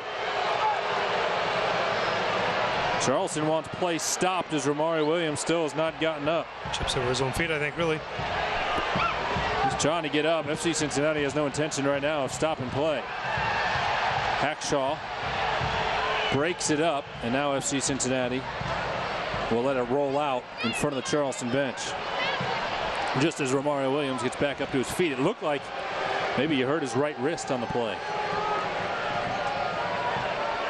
He's definitely grabbing his hand. He's holding his thumb. Yeah, his thumb. Mario Williams is going to try to continue. Remember, Anheuser's already used 2 of his substitutions. Alan Koch is going to make his first. Andrew Wiedemann will come on shortly.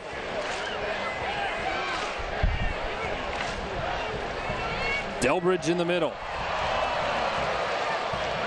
Finds Josu. Across the middle, Koenig is there. Headed it in the middle, right idea, but nobody home for FC Cincinnati. I think just the angle just brought it into Cooper there. If he could have just maybe played back into Jimmy.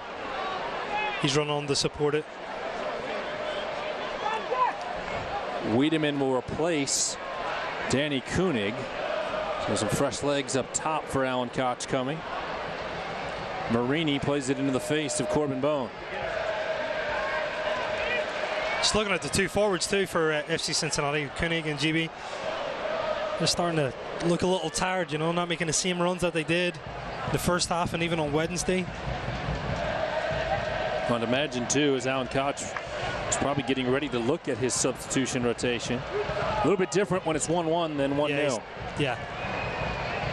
And you know, obviously points are very valuable. They've got to go for the 3 points. He's got to, I won't say gamble, but that change is more offensive than defensive. Absolutely.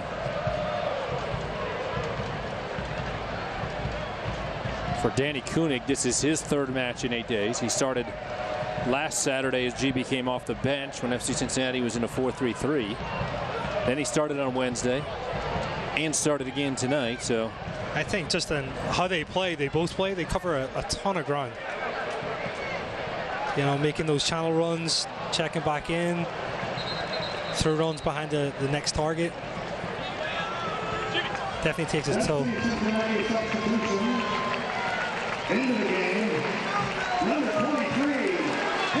There is the substitution as Wiedemann will come on. Koenig comes out.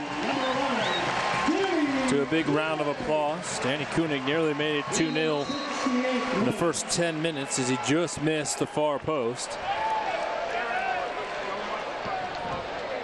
See Cincinnati looking to attack towards the Bailey. Haven't had many opportunities here in the second half. No, it's been, again, we talked about it flat. I think it's opened up a little bit by mistakes more than you know, creation.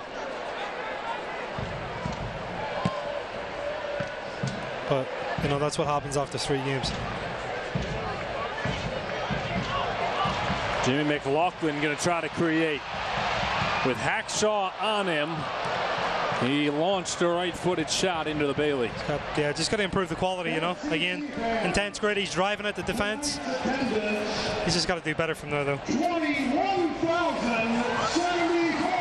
They just announced the attendance tonight, 21,074 on hand for this one. So another great USL crowd here in Cincinnati. Hoping to see another goal from the men in orange and blue, maybe 2.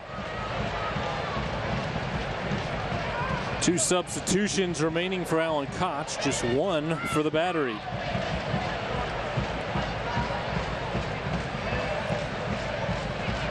Charleston sending it forward to Romario Williams, who has their goal tonight. Goes off of his head and rolls into Mitch. Josu working on the left, drops it back for Delbridge.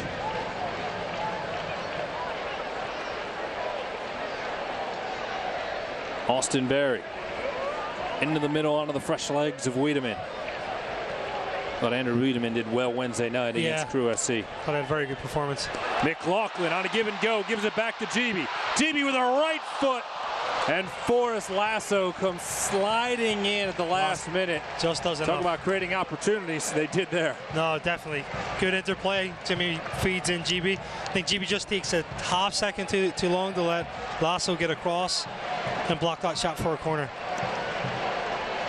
All of tonight's corner kicks are brought to you by the Levy Law Offices. Turn your crash into cash. Visit LevyLawOffices.com today. Josu will take it far side. FC Cincinnati looking to get back on top. Delbridge doesn't get the header. Barry knocks it straight up in the air. Cooper pulls it down with GB.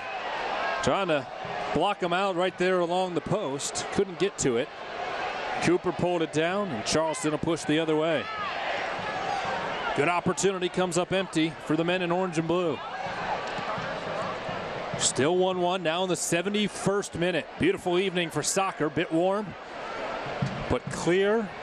Great crowd on hand. Tom Glader, Kevin McCloskey, thrilled to be with you. Lindsey Patterson down on the sideline. David Ashbrock and our entire TV crew doing a great job as always out in the truck. Griffith. Now Portillo. feel like they've done a good job at neutralizing Portillo tonight. Yeah, they have. He's certainly not being, you know, in positions kind of higher up the field at least. He dropped back a little bit deeper, which not going to have as much end product or production for Charleston. There's Marini on the left, pushing it out wide. Marini chipping it in the direction of Romario Williams. Headed out by Paul Nicholson. Throw in coming deep in the offensive third for the Battery. There's maybe a long throw coming up here. Got to set up the correct way defensively. Try to neutralize this.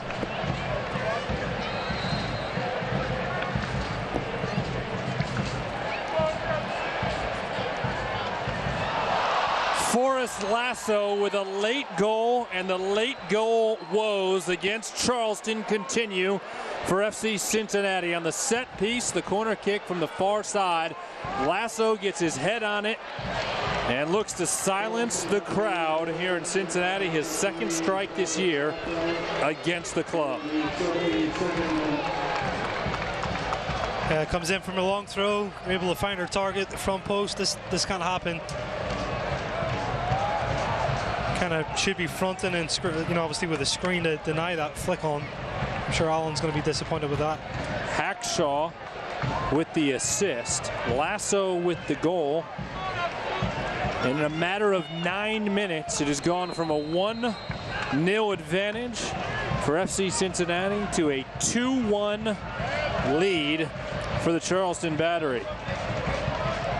Talk about changing the substitution pattern for Alan Koch. Now he's got to look down his bench and figure out how over these next 17 minutes plus stoppage time, finds a way to get at least one more. I think that the personnel still coming in, it's going to be the same. It still has to be attacking minded.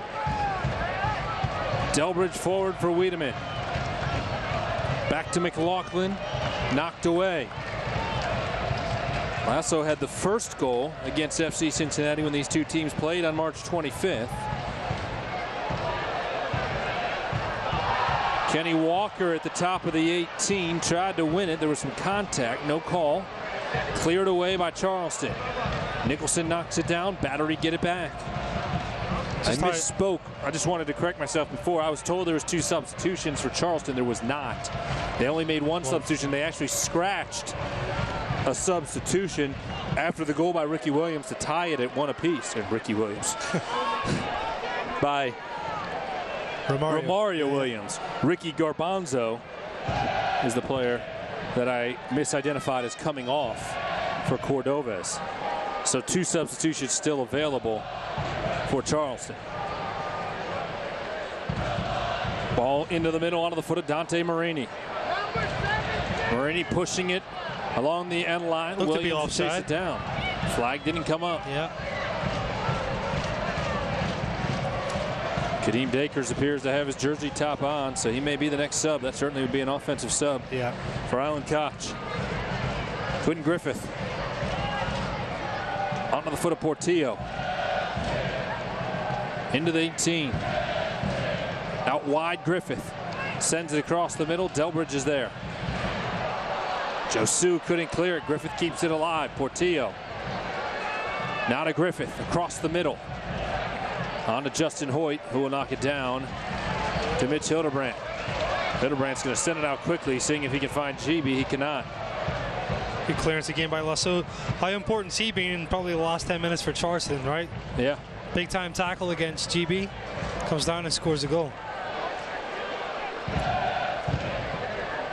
We didn't get a chance to replay it with everything else that happened. There was that ball across the box, maybe caught the hand of Lasso. That was when it was 1-0. Yeah. Romario Williams scored moments later. Suddenly you're seeing why Charleston's in first place in the East. 2 quick goals in 9 minutes. It's 2-1 in favor of the visitors.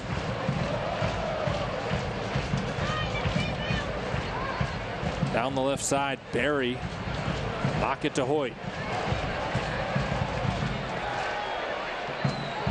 Hoyt into the middle, Kenny Walker. The biggest compliment you can pay Charleston as well is just that, fluid attack. It's been consistent. after a goal. It didn't phase them. They're still, you know, playing possession style. They try to play at their pace. Corbin Bone will intercept it in the midfield. Pushes it to Hoyt. Bone out wide. Hoyt with the service. Gibi doesn't win the header. Josu coming in to keep it alive, finds McLaughlin. Into the 18. McLaughlin to Josu, stepped over it, has it poked away, able to recover. Still in a position here where they've got numbers forward though. McLaughlin looking for Gibi. Gibi couldn't get his head on it. Goal kick coming, or they're going to say that Gibi committed a foul. Got his hands on the back of Forrest Lasso. Pretty obvious push. That'll give an opportunity for FC Cincinnati to use their second substitution. Kadeem Dakers checking in, and he replaces Paul Nicholson. So you take out a center back, bring on a forward. We will see how Alan Koch changes the shape. Yeah, absolutely. Yeah. Kadeem's not coming on to play center back. Center back, what you tell me? Come back into 4-3-3, it looks like.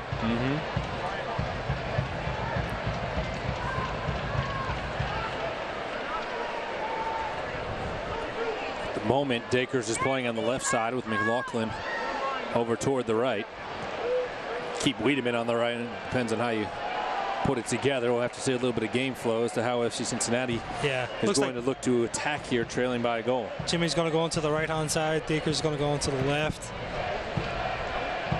Middle three of Wiedemann, Corbin Bone, and Kenny Walker, with Gibi up top as a lone striker. It's a long throw in. Justin Hoyt heads it down to go back out along the touchline. Really, for this, with this long throw, it's just like a corner kick, you know. Yeah. Got to do a better job this time of screening the target, not allowing him to get a flick on. Obi Woodbine will use the extra space in the cutout. He is the substitution that came on for Charleston.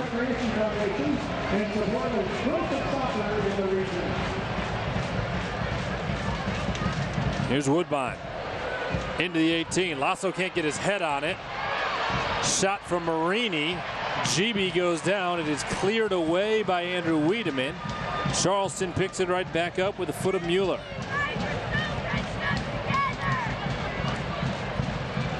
Sent across the box. Josu heads it down. And now the long throw will come from the other side of the pitch.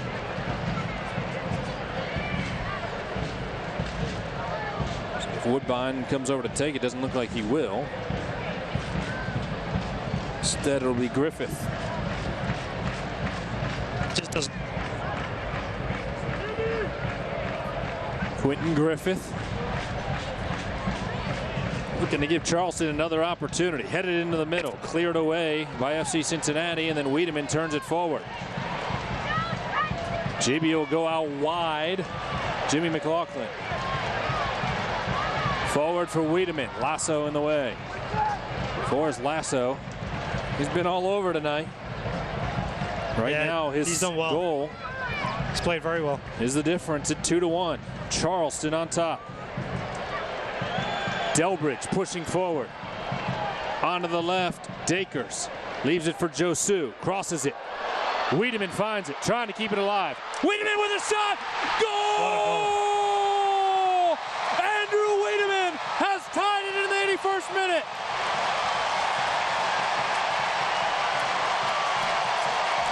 First of the year for the California native.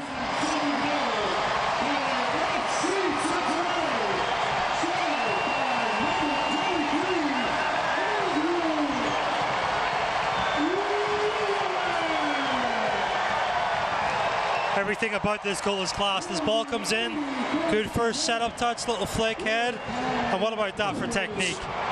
Switching it to your left foot, knocking it in far post. Gets a little flick on, turns his hips. Oh, fantastic goal. Wiedemann from Josu ties it in the 81st minute. Austin Berry is down after some contact at the top of the 18 at the other end. Berry's been banged up today. But a great ball from Josu. Wiedemann able to keep it alive, much like GB did in the game on Wednesday when he headed it to himself. I think Wiedemann there. Wiedemann's, that skill set's a little closer though. Everything's under control. Flicks it over pressure, and like I said, technique was fantastic. 7 goals, 4 assists last year. He has his first of 2017, and we are tied at 2. FC Cincinnati looking for another. Kadeem Dakers. Fresh legs off the bench, deflected away. Hackshaw looking to keep it in with Dakers battling in the corner. Charleston will able to clear it away.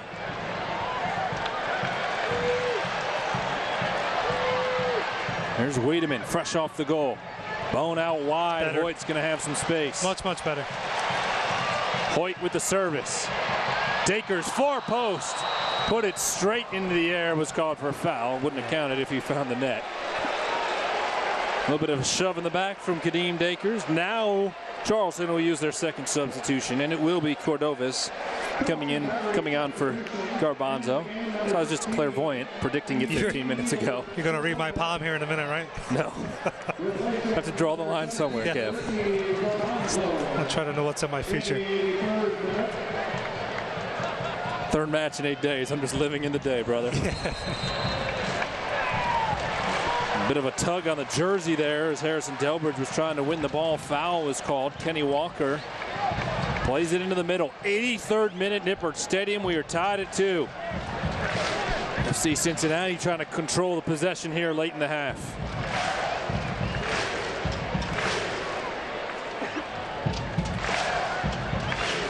Wiedemann in the middle.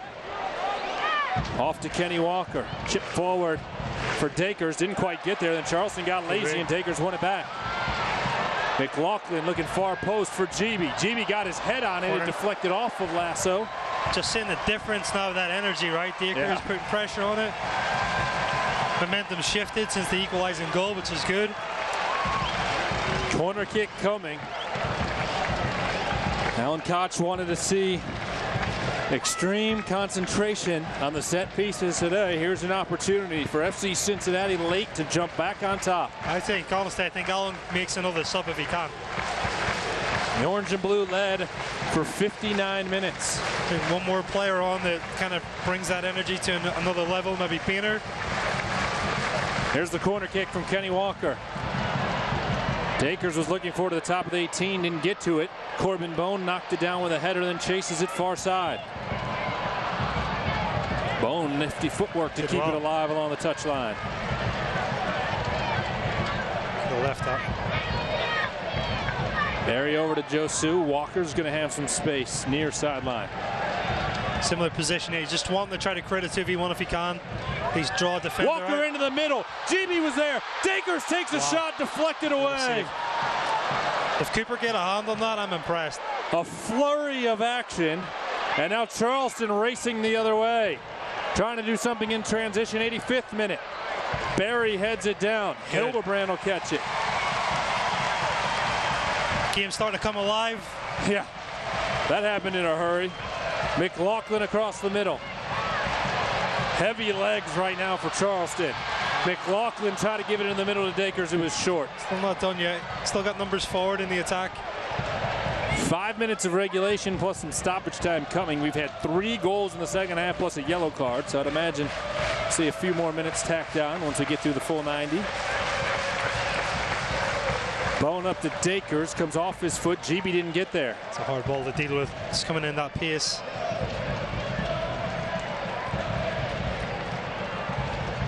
Walker into the middle, Bone.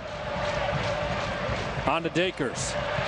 Dakers found GB, but it skipped right under his foot. Quick pass there from Kadeem Dakers. GB wasn't quite ready for it. No, I think Dakers obviously coming on with the fresh legs. He's eager to impress. Right now, he's like 100 miles an hour. GB's just trying to get through the rest of the half, you know. Well, you called the final sub. It'll be Matt Boehner. Yeah. Kenny Walker with a good defensive play. Joe Sue will come over to pick it up.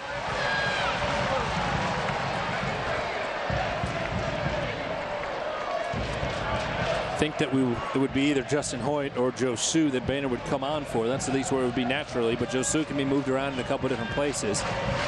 See what Alan Koch has given him. It will be Joe Sue coming out. I think it'll be a straight switch. Yep. I think really what he's trying to do is, with his speed on the outside, from Dagers on this side, he wants to get another player into the attack to support him. So either Justin comes over to the left and Boehner goes on to the right, but either way, they want a fullback pushing higher into this attack, probably, you know, the last 4 or 5 minutes. Wiedemann knocked it out to Dakers, and then it was deflected by Charleston. That'll give FC Cincinnati a chance to make their third and final sub. Boehner on, Joe Sue coming out.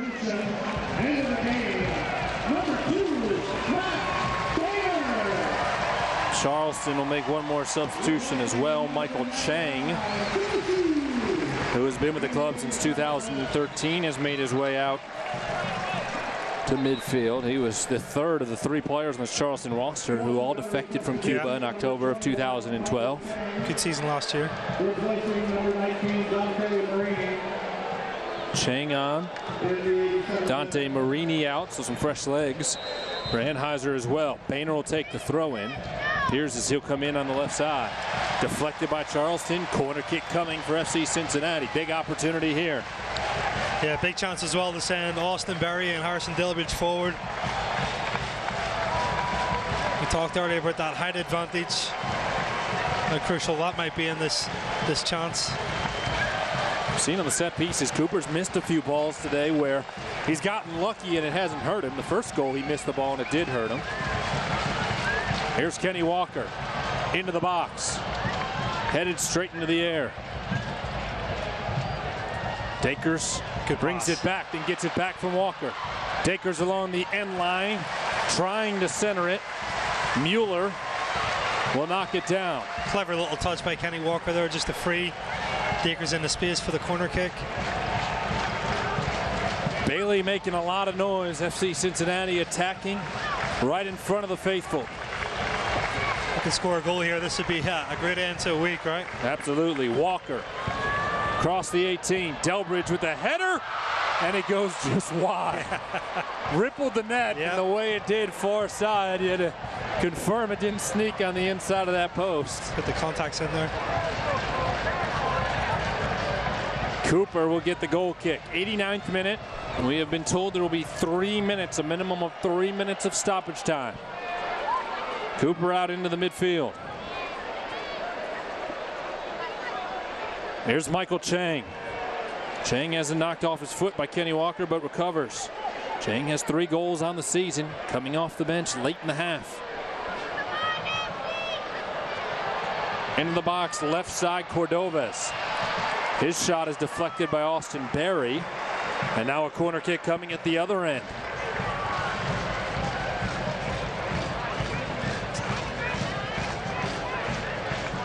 '90th minute, and an opportunity for Charleston to get back on top.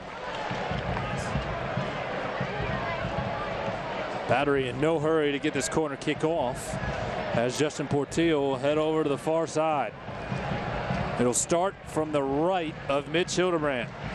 2-2 in the 5th ever meeting between these two clubs. FC Cincinnati has never defeated the Charleston Battery. Portillo on the service, headed away by Delbridge. Sent back in by Woodbine. Woodbine then with a shot, and Mitch Hildebrand will range to his right to knock it down. Mario Williams is there putting on the pressure that we always see from the talented striker. We are officially in stoppage time. Again, a minimum of 3 minutes of stoppage time, with these clubs tied at 2. They did tie once last year in their first of 2 meetings in Nippert Stadium last season. Bone finds GB out wide to McLaughlin. Can FC Cincinnati find some late match magic? Walker trying to send it into McLaughlin, went off of Portillo. McLaughlin was calling for a handball. Delbridge knocks it down. Hoyt on the right side. Hoyt gets past the defender. Good ball.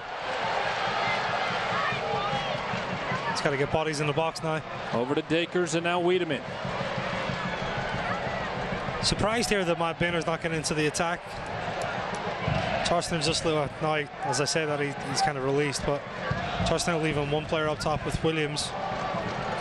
Austin Berry and Delbridge should be able to handle that. McLaughlin into the box. GB puts the header straight up into the air, but Cooper catches it. He'll quickly swing it forward. A minute gone by in stoppage time. Quentin Griffith has been active today, working on the right side to Michael Chang. Chang into the middle. Delbridge goes to his knees and knocks it off his chest. Talk about somebody who's labored this week, Harrison Delbridge. A huge task Seems like to get the clean sheet on Wednesday against Crew SC, and he's still out there battling. Yeah, he's labored all season, really. Yeah, no doubt. Chang will send it across. Romario Williams, and Mitch says no. Actually, it wasn't Williams. Either way, the save was made. Big stop there from FC Cincinnati's goalkeeper. That was Cordova who got his head on and just came in. Onto the right side, Dakers. Dakers trying to provide a spark. Kenny Walker. Walker will play it back to Hoyt and be patient. Hoyt into the middle, Wiedemann. Wiedemann chips it forward. Couldn't get it to GB. Cleared away by Mueller. Kept alive. GB finds it on his foot, and GB takes a shot. Foul is called on GB in the box. It's called for a handball, maybe. I believe so. Maybe 30 seconds remaining here at Nippert Stadium. We await the final whistle from Eric Tattersall. Cooper will send it out into the midfield. Delbridge will head it down. Wiedemann trying to get something going. With the clock running in stoppage time, McLaughlin on the left. The last opportunity here. Tried to get into the middle to Wiedemann, didn't find him. And the final whistle will sound at Nippert Stadium, a point for each club. FC Cincinnati recovers after 2 goals in 9 minutes from Charleston. An equalizer in the 81st minute from Andrew Wiedemann on a great ball from Josu, and 2-2 is where we end. You knew you had to get a result against this club, and FC Cincinnati wanted probably some revenge. No doubt against Charleston. A win would have been great, but they got a point, and after trailing 2-1, that's big against the top team in the East. It is. I think the bookend of this weekend, you know, coming off a tough week, emotionally as well, not just physically. I say Alan Klotz should be happy enough with that point. You know, it's against the team that's top of the league, very experienced team, and the character that they showed to come back and get that equalizing goal. For me, that's a good sign. Tonight's moment of the match is driven by Toyota. Let's go places, and it shouldn't surprise anybody what the moment of the match is tonight. Came in the 81st minute. Andrew Wiedemann off the bench gets his first of the year. Touch of class here. Good little flick over with the head and great contact, great concentration. To pull the trigger, score into the back of the net. Fantastic strike. Our moment of the match made it 2-2. Josu gets the assist. Wiedemann his first goal on the season, and a big one for the orange and blue as we end at 2-2. We'll step aside, take a break. When we return to Nippert Stadium, we will hear from Alan Koch and wrap up tonight's broadcast. Once again, your final: FC Cincinnati 2, Charleston Battery 2. Post-game coverage next. This is FC Cincinnati Soccer.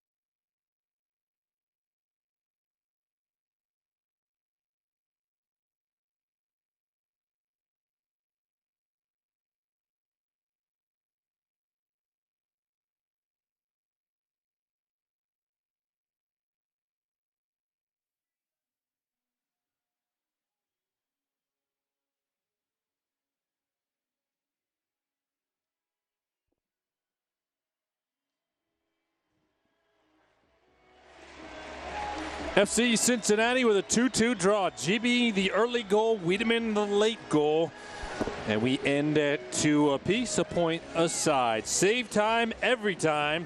When you use online check-in for a great haircut at Great Clips, it's going to be great. Mitchell Durant made a couple when FC Cincinnati needed him to. Yeah, no, he showed up and it was solid. Tested in different ways, but showed good composure, again, a good focus, concentration. This is the big save right here. Late going to his left, Mitchell Durant kept it at 2 apiece. All of our sideline reports are brought to you by your local Cincinnati and Northern Kentucky Volkswagen dealers. For one final time, let's go down the sideline, check in with Lindsey Patterson, who's with Alan Koch.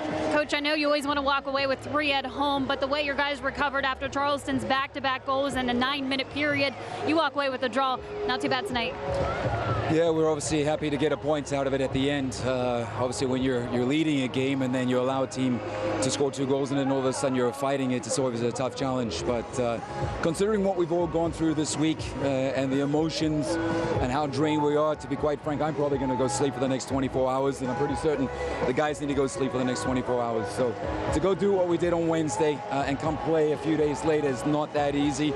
You can see we were tired tonight, and playing against a team like Charleston, who top of the league, it's never ever going to be an easy game. But to show the character and come back at the end and get something out of this game tonight says a lot about our group of players. I'm very, very proud of Andrew Wiedemann tonight. He's been in and out of the lineup all season long. He's a true professional. He comes to work with a positive attitude every day, and thank goodness he gets rewarded with an unbelievable goal tonight, which helps us get a point against a quality team like Charleston. Thanks, Coach. Thank you. Back to you, Tommy. All right, thank you, Lindsey. We'll be back down to you in a moment to chat with Andrew Wiedemann. In the meantime, tonight's match highlights are presented by Toyota. For all the latest Toyota offers, visit buyatoyota.com. And GB got it going early. Josu started the play. Early goal here. Harrison gets, all the Charleston defender knocks it across. Might have went in. GB gets the all-important touch on it. GB's 7th in USL play, and it was 1-0. And then Charleston started setting up opportunities, and in the second half, 2 goals, 9 minutes apart. Yeah, fortunate goal. It doesn't get a definite touch and just finds his way into the back of the net on the far post.